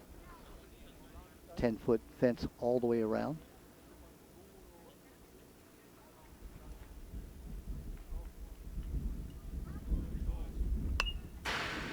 Cutting on that inside fastball.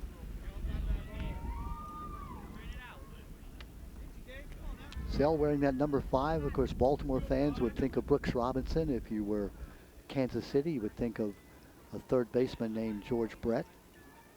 If you're a Yankee fan, you might think of Joe DiMaggio.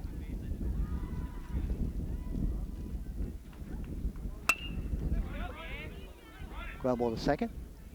Picked up and thrown to first base for the out. Looks like the new second baseman, I'm trying to pick out who that was, but the out is recorded going down to third base, is Matthias. That might be James Brewster, who left the mound. I think he probably went to second base. 1 out now. It'll bring up Elian Ortiz, the sophomore third baseman. Pop foul.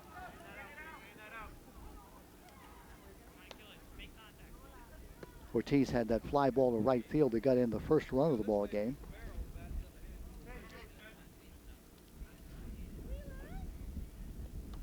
Fans coming over to asking for an autograph. I think she wants an autograph. No. Mom comes over and says, "Get away from that man. He doesn't look very reliable." 2 strikes now. Ortiz had the sac fly, got a ground out for an RBI. This time he will go after that high fastball and comes up empty. Good job by Aiden Brewster to limit the damage, no runs in the inning. As the strikeout is recorded, no runs. There is in the inning a 1 base hit, that the double by Matthias. No errors and 1 runner left on base. We have now played 4.5 innings in the middle of the 5th with the score 9-3, the lead by the Edgewood Rams.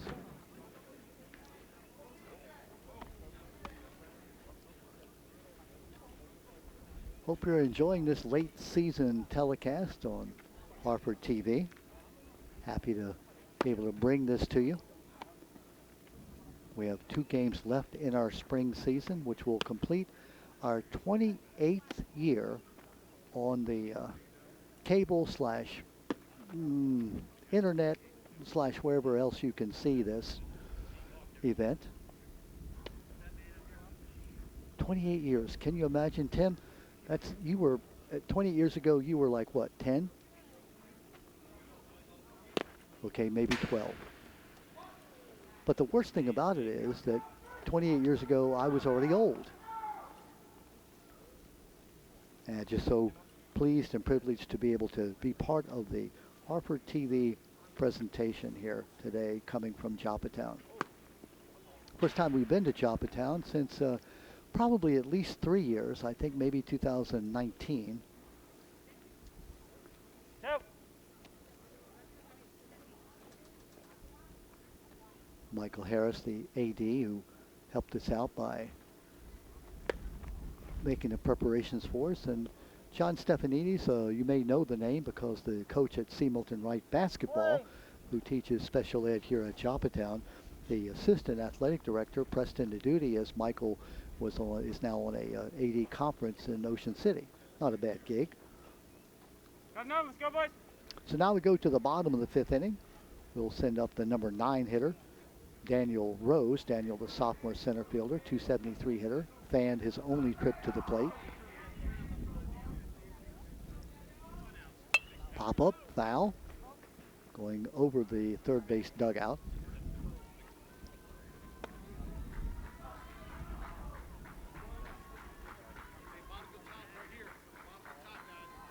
Daniel Rose, the number 9 hitter in the order for Joppatown. Another pop-up. This one might stay in play. Moving on at left fielder. No, it's going to be out of play. Just over that 10-foot fence. 0-2. Austin Jones, the senior left fielder, made a nice run at it. That wind, I think, helped push it on out of play. No balls, 2 strikes. Swung on and missed on a nice inside fastball. Sam Neisser really has been dominant through this game. The little bubble he ran into was back last inning when he gave up 3 runs. Again, we talked about how he had been on base a couple of times back in that top of that inning. Looks like we're having another change coming up, but right now the leadoff hitter Ian Newman will bat. Ian has grounded out twice to the second baseman. Up high and inside.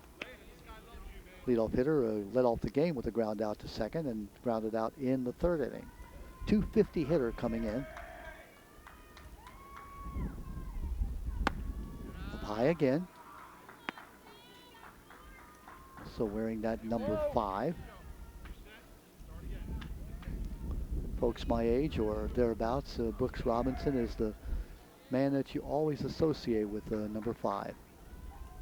Line shot over the pitcher. Moving on to the shortstop, Phillips. Unable to flag it down, and so the base hit for Ian Newman.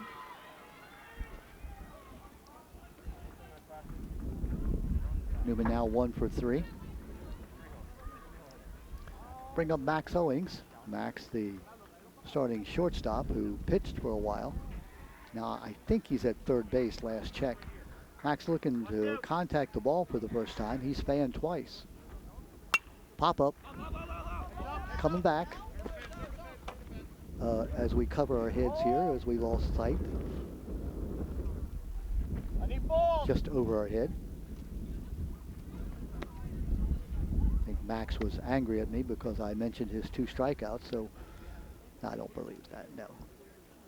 Max making contact, looking to try to put the ball in play, a .211 hitter on the year. Runner on at first base, nobody out. Strike on the outside corner. 0-2. Joe Giambroni making that call.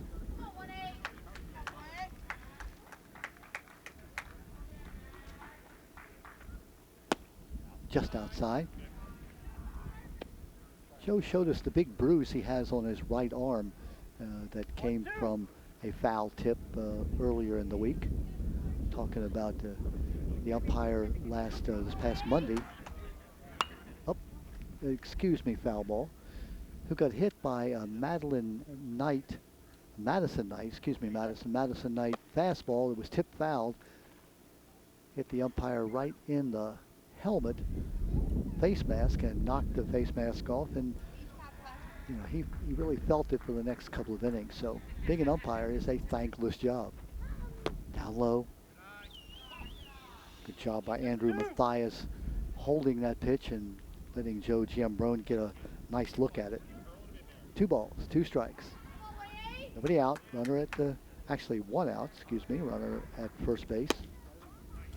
Outside. 3 balls, 2 strikes. Sam Nesser just gives that forlorn look in at the umpire that we've seen pitchers do throughout the years. Are you sure? 3 balls, 2 strikes, 1 out. Fly ball foul down that left field line, hit well. Being visited by our young fan here. Mom is saying, stay away from that man, I've told you. Right in among the fans here and behind the backstop at Joppatown. Swung on and missed. Nicer comes back and gets him. 2 out now. Runner stays at first base is Newman. Now coming up is Phillip Healey. Healey, who starting pitcher for Joppatown. Got a single last time up. Scored the first run of the ball game for Joppatown as they now trail 9-3. Inside.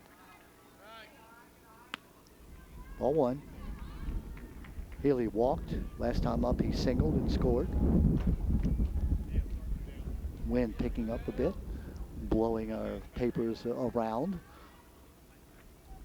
Ground ball foul. Justin Carrasco one-hands it, throws it back in. Justin, the head coach here at Joppatown, who played baseball at Joppatown back in the 2009 period when he graduated, 4 years playing in high school. Foul tip, hits the ground and goes on past Matthias. Give a lot of credit to a young man who comes back not as a teacher, but as a community person who now wants to resurrect the Joppatown program and bring it back to what it once was. 1 ball, 2 strikes, 2 out. Run on at first base is Ian Newman, who got that single. Oh, nice job by Matthias. Ball was wide. Matthias went out, backhanded it.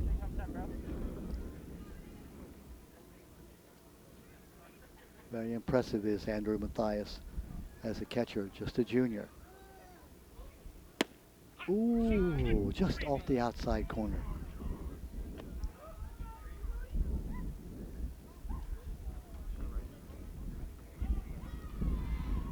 Phillip Healey, a .263 hitter, the junior.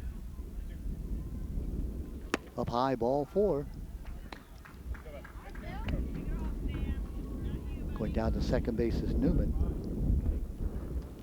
I think that is counting up, that looks like only his second walk.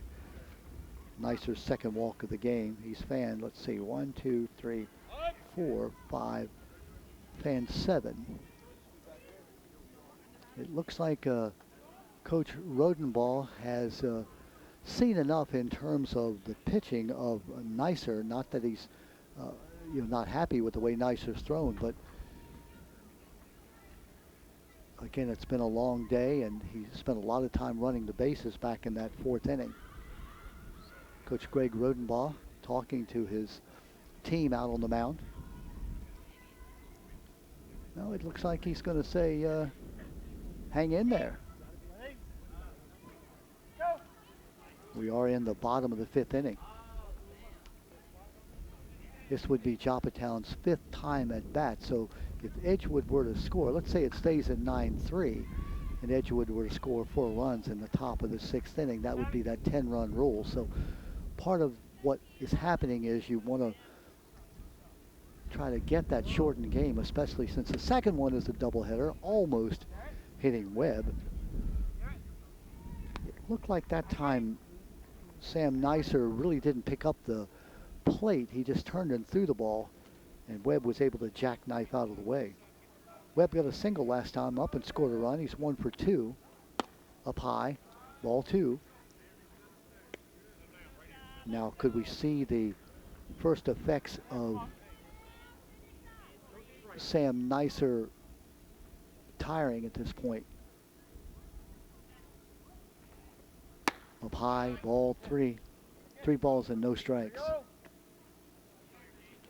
Now there is no bullpen here, and the two teams, neither one is very deep. So if he does replace Nicer, it would be with somebody on the plate. Now a little ground ball to third base. Shortstop fields it, and he's going to have to eat the ball because that ball was hit so slowly he had no play. The only chance would have been had Ortiz been able to cut it off from third base. So the bases will be loaded now on that single to deep short. Going down to second base is Healey. Going down to third is Newman. So the bases are jammed with Cameron Tressler at the bat. Cameron Tressler, who started at first base, the sophomore. Matthias spins and makes the reception. Ball 1. No place to put him. Tressler got a single and an RBI back in the 4th inning. Fly ball, shortstop, moving over his head, coming left fielder, and makes the catch. Great play by Austin Jones. That ball was going to be very difficult for Garrett Phillips, trying to catch it over his head. Phillips came, or I should say Jones came from out of nowhere and made a big catch. That is a key part of this game. Put a star beside that one. No runs. There was 2 base hits.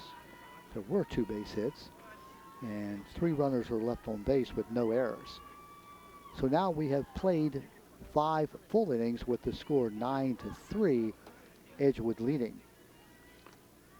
As we said, should the Rams score 4 runs to go up 13-3, the game would be over because Joppatown has batted 5 times. So what you're trying to do if you're Joppatown is to, again, make sure they don't score 4 runs. The great thing about baseball is there is no time limit. You know, you have to get, in high school ball, you have to get 21 outs. In the majors, you have to get 28. Or 27, I guess it is. Yep, 27. 9 innings. Remember, Cal Ripken Sr. would love to say when that 27th out, potential out came up, he would say, "Men, this is the man we've been looking for the entire game." That 27th and final out.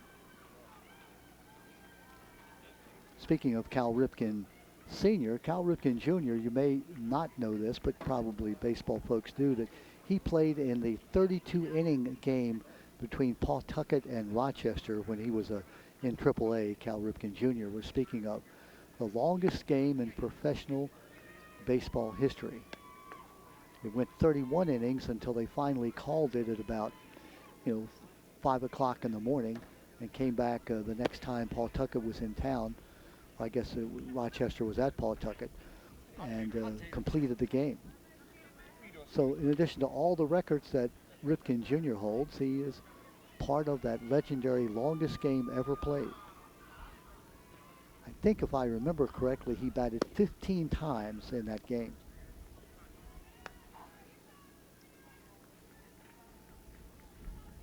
Cal Jr., as you well know, played at Aberdeen High School. Rookie of the Year in 1982, Most Valuable Player in 83, Hall of Famer, class of 2007.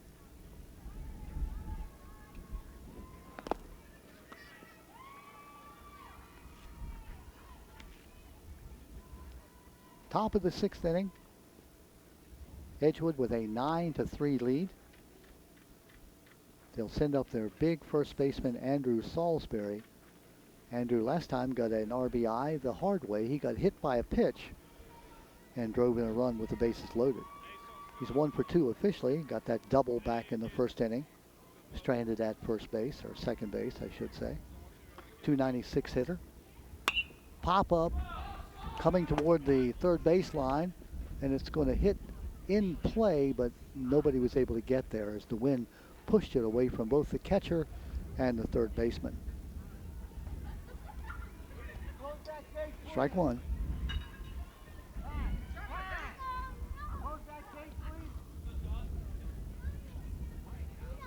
Umpires asking that the gate be closed. That's just about where the ball landed.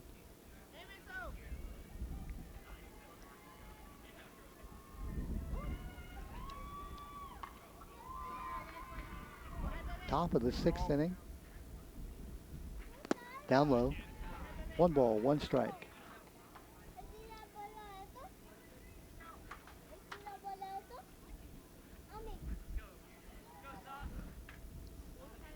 Up high. 2-1. Aiden Brewster, who came in to pitch last inning, he's done a nice job here so far, limiting the damage that Edgewood had inflicted that big 7-run inning in the 4th inning. Up high. 3-1. 3 balls, 1 strike. Nobody out as we're playing in the top of the 6th inning. First of a double dip. 2 games for the price of 1. Pop-up foul. Look out, Van. Just over your head, Dennis. You're safe in the van. I parked my car directly behind the van, and I had images that that ball was going to clear the van and hit my car. I mean, and that's what I'm concerned about after all. My car. My vintage 2009. There's a ground ball. Hit to the 2nd base and through into right field for the base hit. My vintage 2009 Honda. So leading off is Salisbury with his 2nd hit of the ball game. Ball just snuck through into right field. That'll bring up Sam Nicer. Sam, the starting pitcher.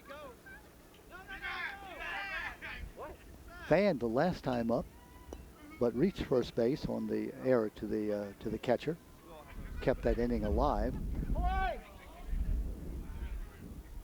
Got on an error back in the 4th inning. His first trip to the plate in the 4th. Fanned back in the 1st. Sam Nicer, who's gone all the way on the mound for the Edgewood Rams.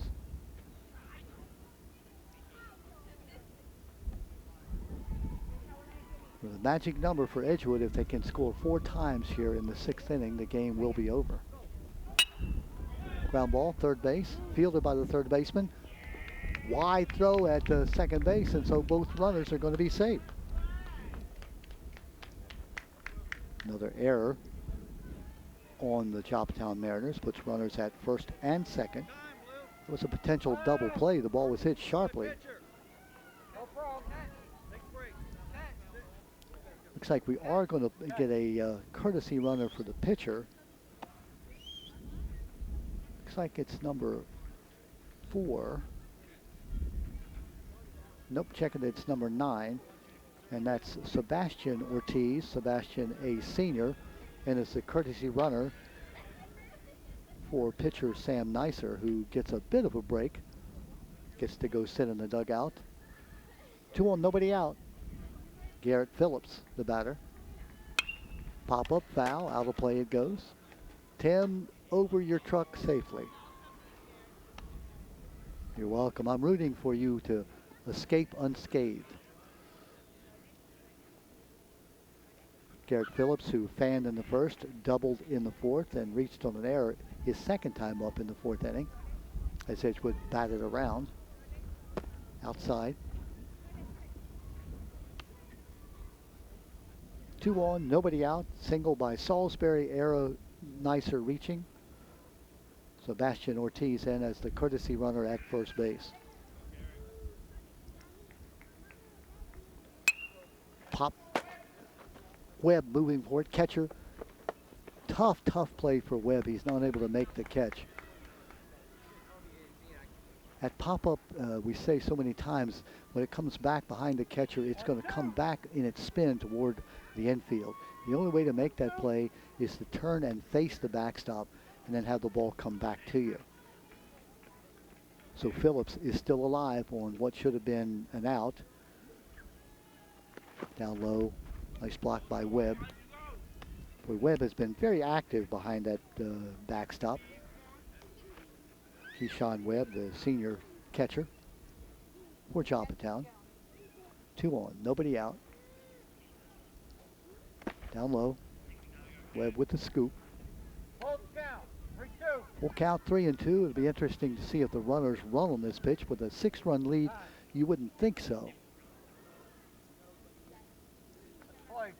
3 balls, 2 strikes.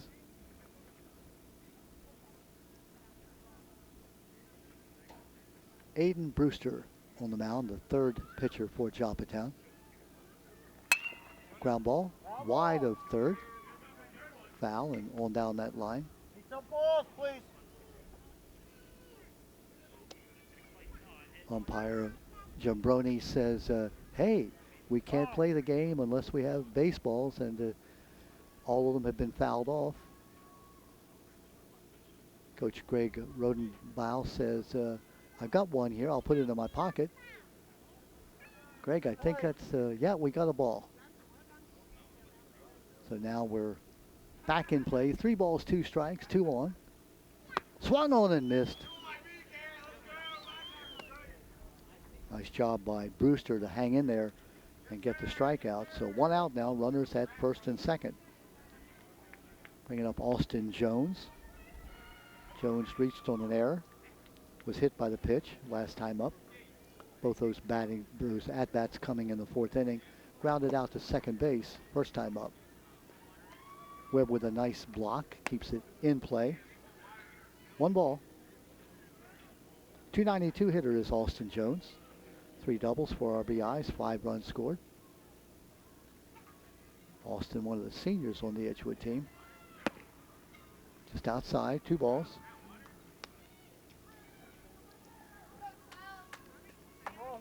Mentioned the Rams 1-12 on the year. Obviously, not the kind of season that you would like to have as a senior, but ball 3, one you could look back on if you're able to sweep a doubleheader here today. That's assuming a lot that they can win this game and win the second game against your arch rival. Certainly give you a pleasant memory coming down the stretch here at the end of the season. Ball 4 down low, and the bases are loaded.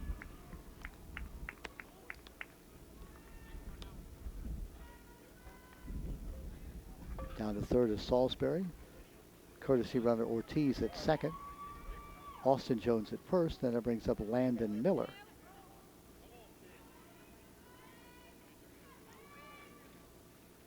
Miller, the second baseman, who got a single and an RBI last time up.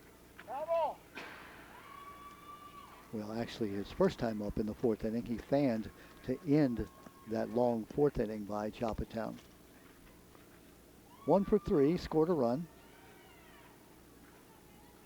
Got an RBI. 1 out. The bases are jammed. We are FOR, full of Rams. Outside.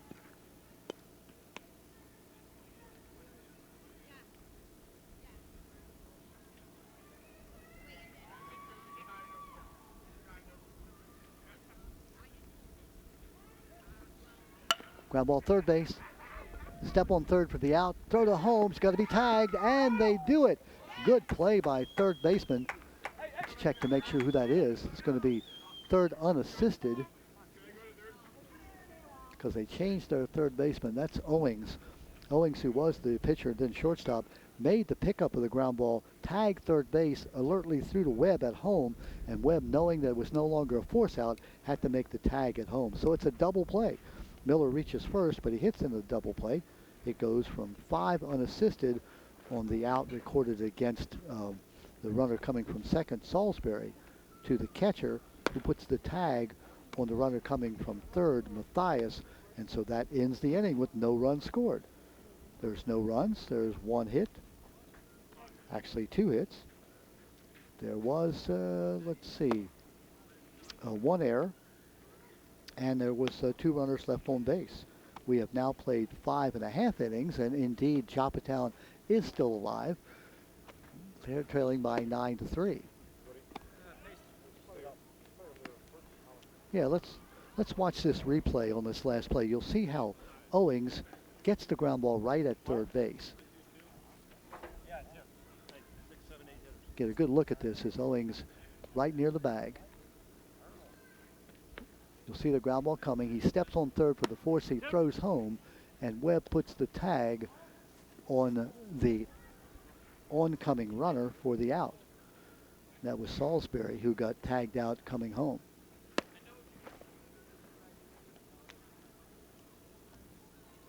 So our score, 9-3, as we approach the bottom of the 6th inning.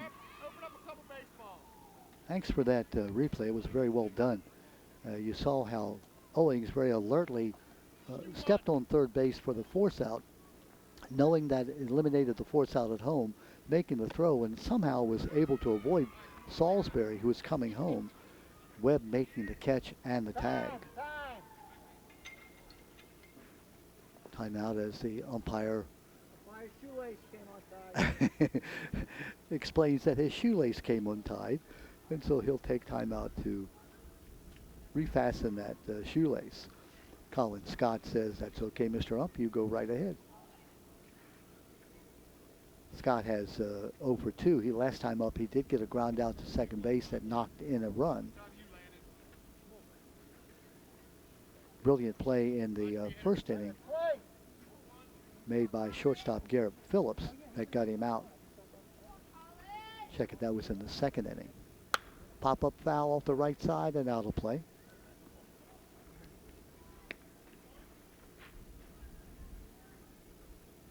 Colin Scott, a .214 hitter on the season. Just a bit low. 1 ball, 1 strike. Sam Neisser still on the mound, has gone all the way. Been a long, long day for him, both batting and pitching. Just off his knuckles and caught by Neisser, who went up in the air and snagged the ball, so it's out, 1 unassisted.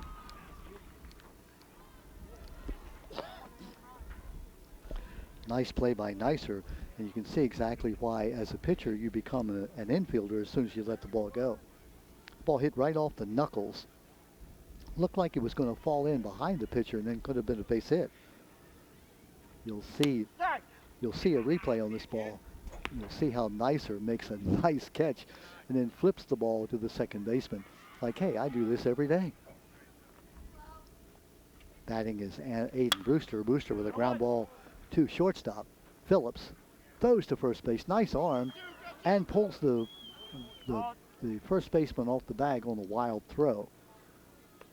So Brewster will reach on the error to the shortstop. Phillips, who made a nice reception of the ball and just couldn't get his feet set because hustling down the line was Aiden Brewster. Brewster beats it out on the error. And now we have number 22 for Joppatown. This is Julian Bicelis, I'm sorry, Julian Bicelis, Jr. Julian hits the ball to left field, hits it well. Ball is going to be just foul. Man, he gave that ball a ride, did Bicelis.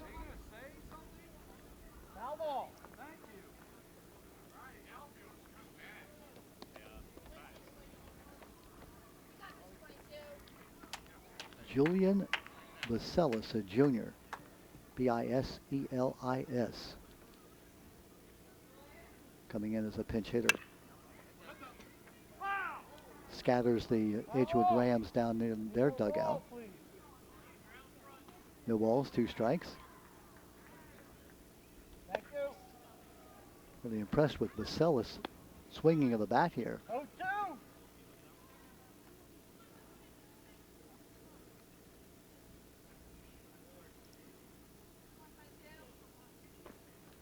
Pop up. Matthias does not see it. Wouldn't have had time to get it anyhow. Count remains 2 strikes. Run on at first base. That's Aiden Brewster, who reached on an error.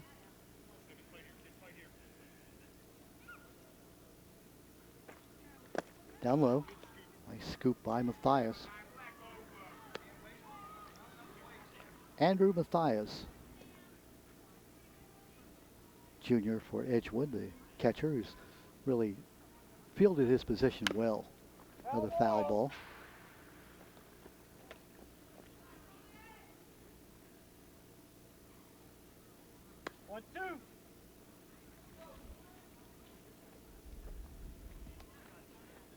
A long, long day of baseball ahead for these young men because, as we've said a couple of times, this is the first of a doubleheader. Hits him. Biselis, who kind of reached out that arm and got hit.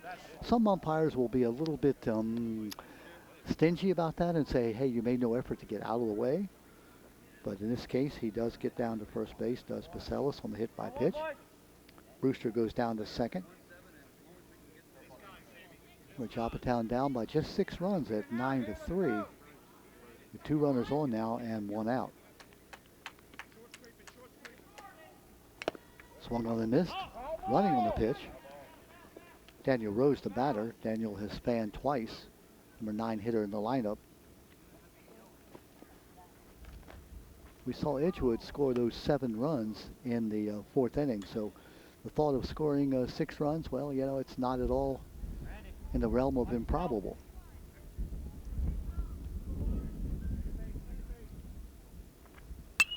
Pop up, third baseman, catcher, diving attempt by catcher Matthias. Well, give him credit, he just sold out for that ball. That would have been a brilliant catch, the ball going away from him. Andrew Matthias. No balls, 2 strikes. 1 out, runners at first and second. I see the importance of that catch that Sam Nicer made on the first batter of this inning. Ground ball. It's going to stay foul. You may have heard Andrew Matthias calling out, keep it foul, meaning get there before it has a chance to bounce fair. You know the baseball rules that it's till it crosses third base on the ground, it can be fair or foul, and oftentimes you'll see a ball spin back in fair territory. Swung on and missed. Can't run because the first base is occupied, but Matthias makes the scoop and tags him out anyhow. So 3 times up and 3 times down for Daniel Rose. 2 out now. Ian Newman. Newman 1 for 3, got a single to deep short last time up, stranded at third base. Sophomore is Newman, left fielder.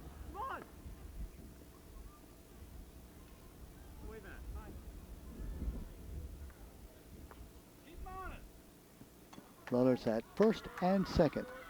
Newman, a .250 hitter, lines it foul down the right field foul line.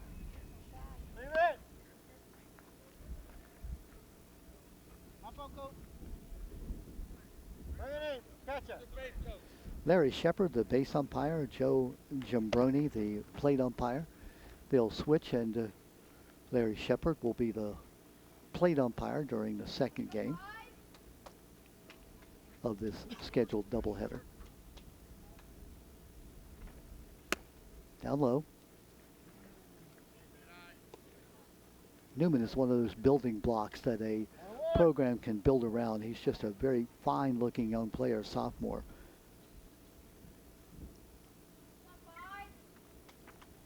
Down low.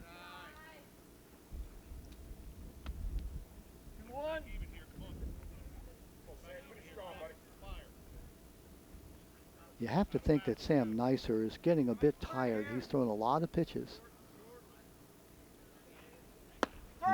Strike they call. The throw back down to second base, and he is out at second base.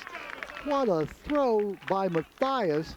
Shortstop sneaking in was Phillips, and the tag is put on at second base against Aiden Brewster. So call that 2-6 on the putout. First of all, the pitch looked like it was a generous strike call, but Mathias came up throwing.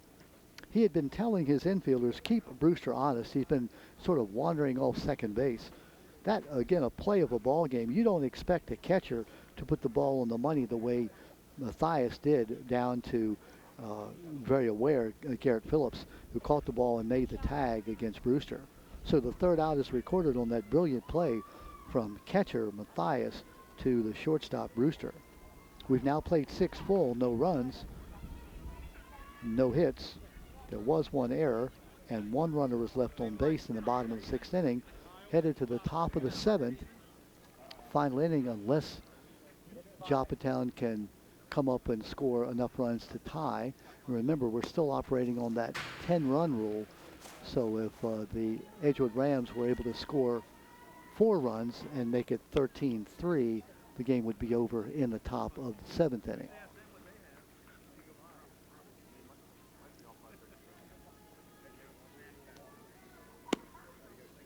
Just an impressive play by Andrew Mathias to have the awareness to see that Brewster was getting a little too far off the base, and threw the ball, and Phillips made the catch. Beautiful throw right on the money.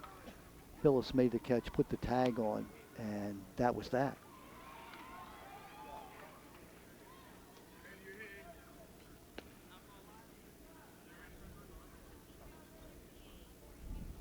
So we go to the top of the 7th inning.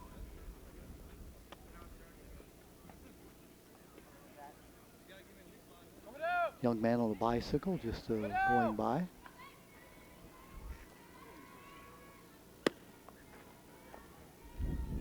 Nice little group of fans here on a beautiful Friday afternoon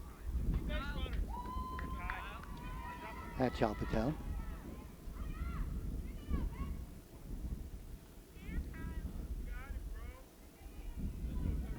Now this should be,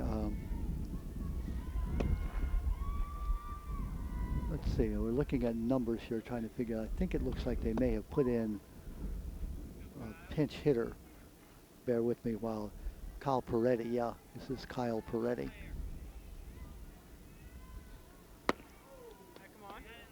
Swung on and missed.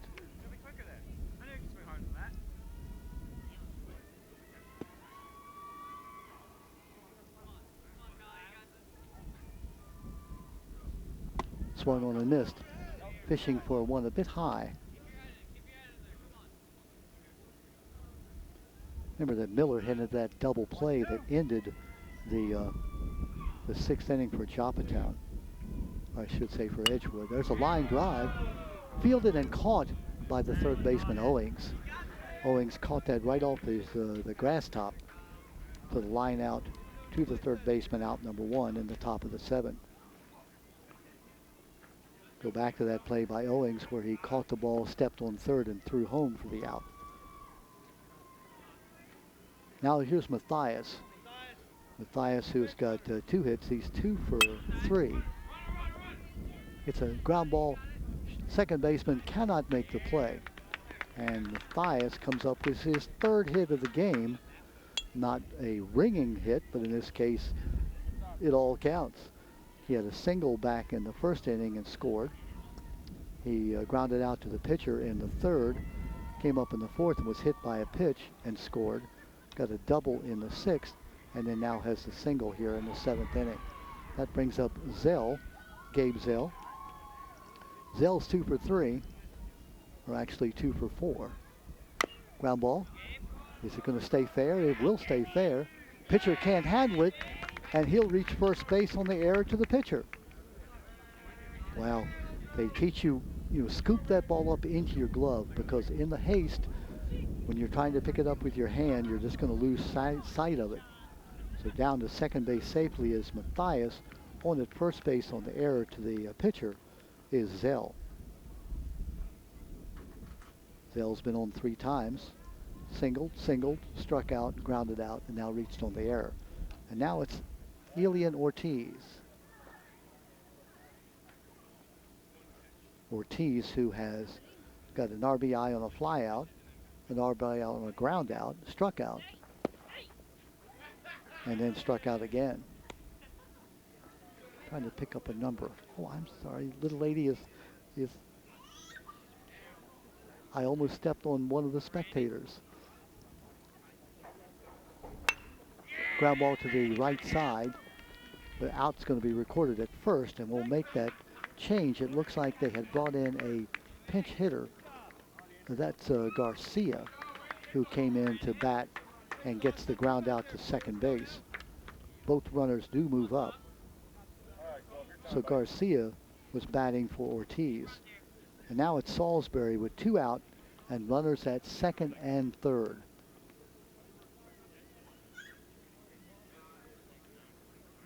Play was made by James Brewster. The balk is called. It's a long drive in the right field. That ball is off the right field fence. It won't count because there was a balk called against the pitcher, and so the run will score from third base on the balk, and moving up to second base is Zell.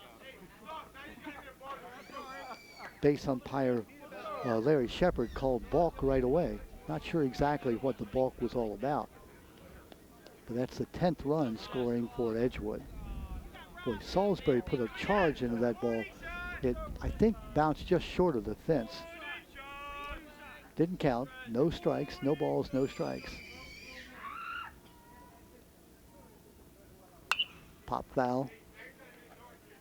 Andrew Salisbury, first baseman, 296 hitter on the year. Had a double in the first inning down the left field line. Flew out to center on a deep shot in the third. Reached, was hit by a pitch and got an RBI in the fourth inning. Last time up, he got a single to right field. As you recall, he was the young man thrown out at the plate on that brilliant play by Owens, who stepped on third and then threw home last inning. 2 out runners at third base.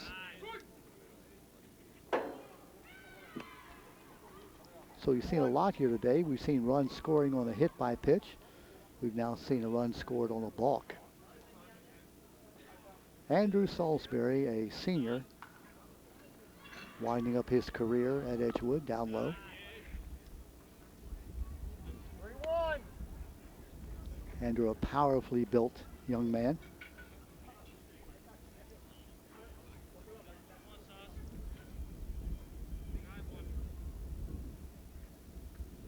Up high. And down to first he goes. You may have noticed that umpire Sam Jabroni, raised his right hand inadvertently, took it back down quickly and said, no, go to first base on the walk. Runners at first and third now, and that'll bring up Nicer. Sam Nicer, the starting pitcher. Swung on, tipped foul, and going down to second base on the stolen base. Foul ball, but it was caught directly. He can stay at second base because that foul tip was fouled right into the mitt. Had it been...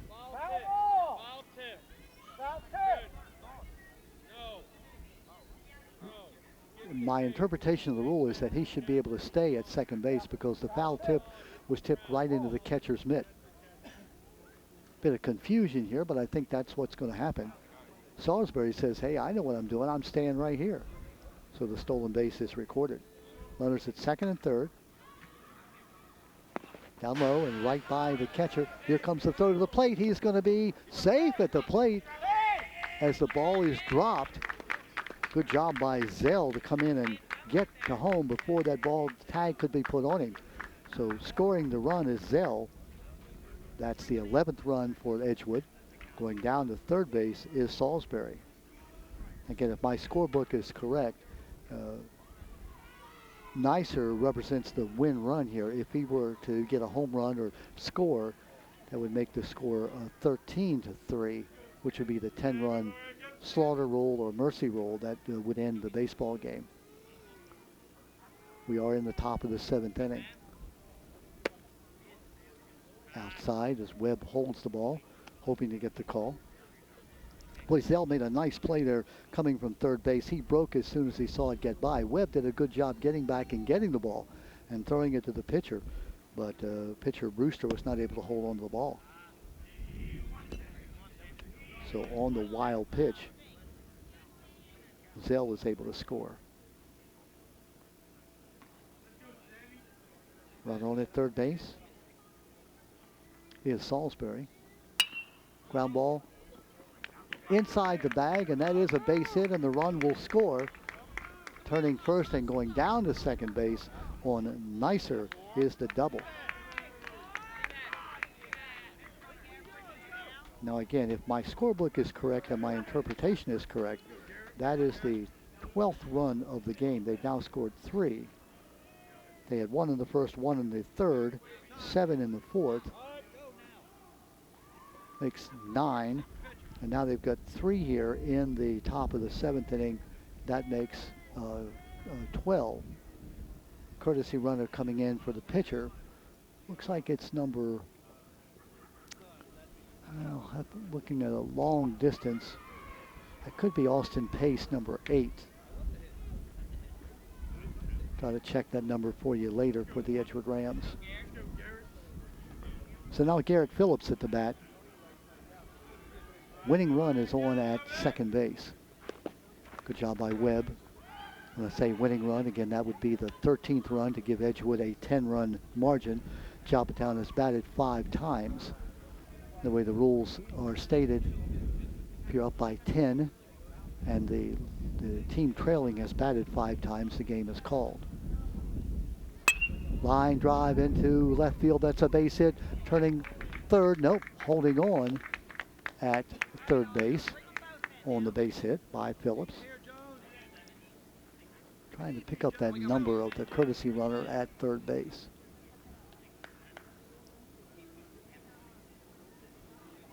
Still not able to see it. Maybe if somebody in the booth can see who that runner is at third base.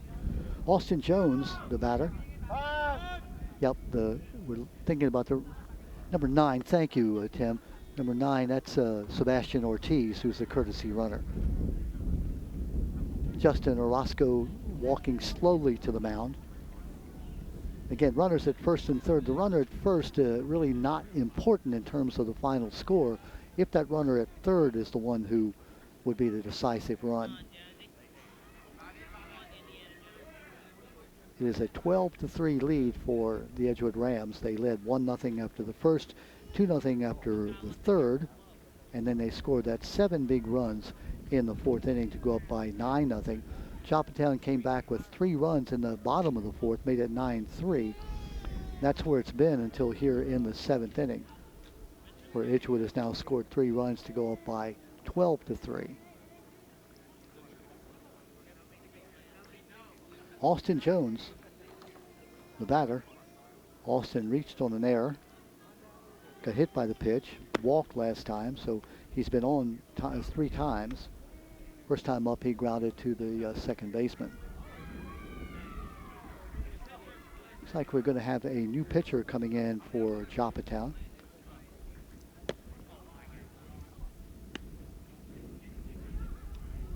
That's number 11, Colin Scott. Colin Scott, who has been in the ball game as the right fielder, will move in now to pitch here in the top of the 7th inning.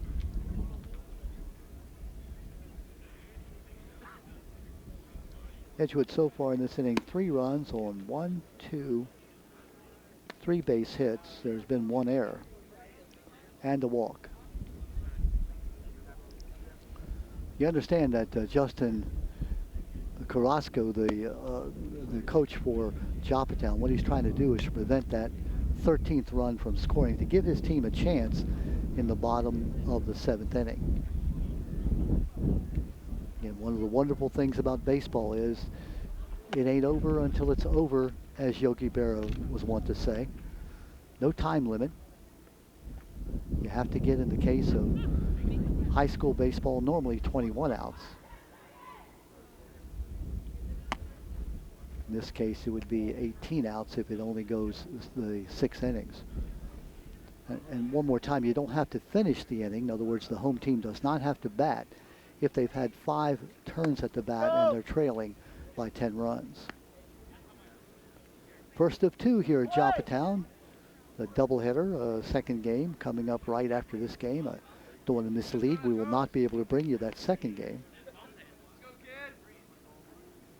So here we go now. That runner at third base, all important with 2 outs. Ball, and the runner goes down to second base to throw through. Here comes the runner from third, the throw home. He is safe. And that should be the 13th run of the game, if my calculations are correct.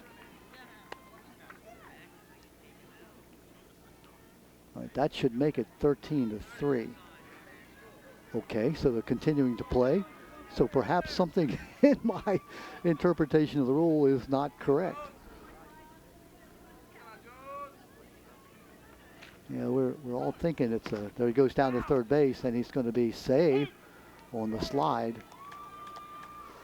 Fans, I would like to tell you what's going on. I think the score is 13-3. That's my scorebook, and that should be 10 runs, and Joppatown has batted 5 times. But they're continuing to play. Little fly ball into right field. Falling, and it's foul. Well, they've scored 4 runs, has Edgewood in the 7th.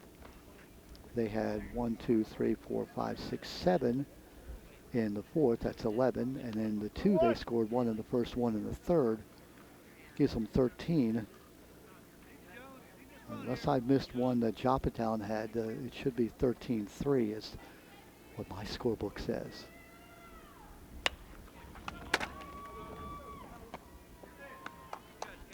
Pop-up is out. Yeah, I'm just hearing something from the booth that that 10-run mercy rule after the 7th inning, you said, Tim? After the 5th inning. Well, we'll try to get an interpretation from the umpire. Let me see if I can. I'm going to walk over and ask. Hey, Joe. Yes, sir. Says 13-3. I thought it was a 10-run rule. The 7th is bottom of 7th. 10 run over. So they'd be winning by 10. Yep. But they have to buy the 5. By the 5th inning, they have to be over by 10. That the home team's got to get up. I'm misinterpreting the rule. I thought if you batted 5 times. If the team is up by 10 runs, right, 10 plus runs, right, after 5, then it's a game over. It wasn't, huh? 13-3, right? Yeah, that's they have to have. It has to be 9 runs. They have to have 53 10. Yeah, but it has to be more than 13 has to bat. Yeah, they have to play. Yeah, but it wasn't that way. Yeah. I don't keep the score. They got to keep the score, so they'll let me know. Yeah. I don't keep score. 2 teams. Play until. I'm back with you now, and the interpretation I'm getting is that the home team has to bat. Not the interpretation I am familiar with, but I'll just plead ignorance to say that the home team will bat here in the bottom of the 7th inning.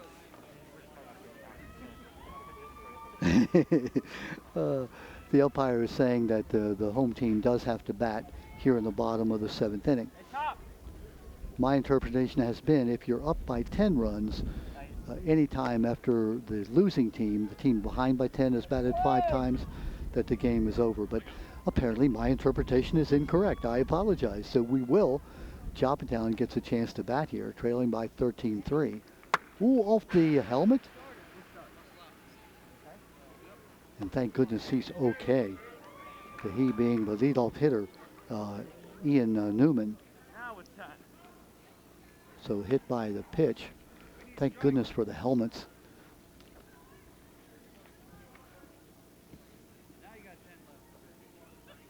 And that'll bring up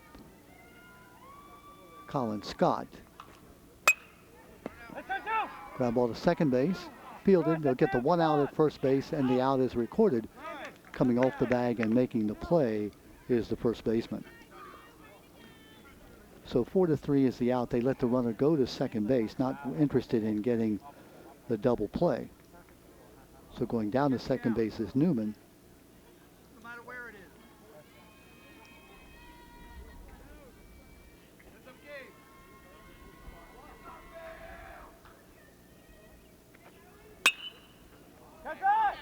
Now Max Owens. Fly ball out. Runner going to third base.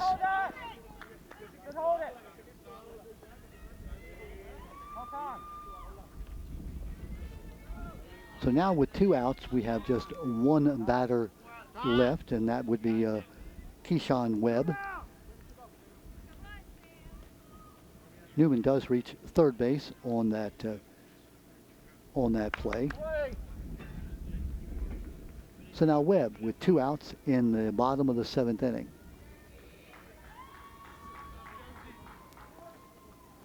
Ground ball back to the pitcher. Great play by the pitcher and the third at first base. Nesser over to Andrew Salisbury, and that will end the ball game. 1-3, the final out of the game. No runs. There was no hits. The hit batter is left on base. So now we have the inning. The game is over with Edgewood winning by a final score of 13-3. Joppatown gets 3 runs on 5 hits.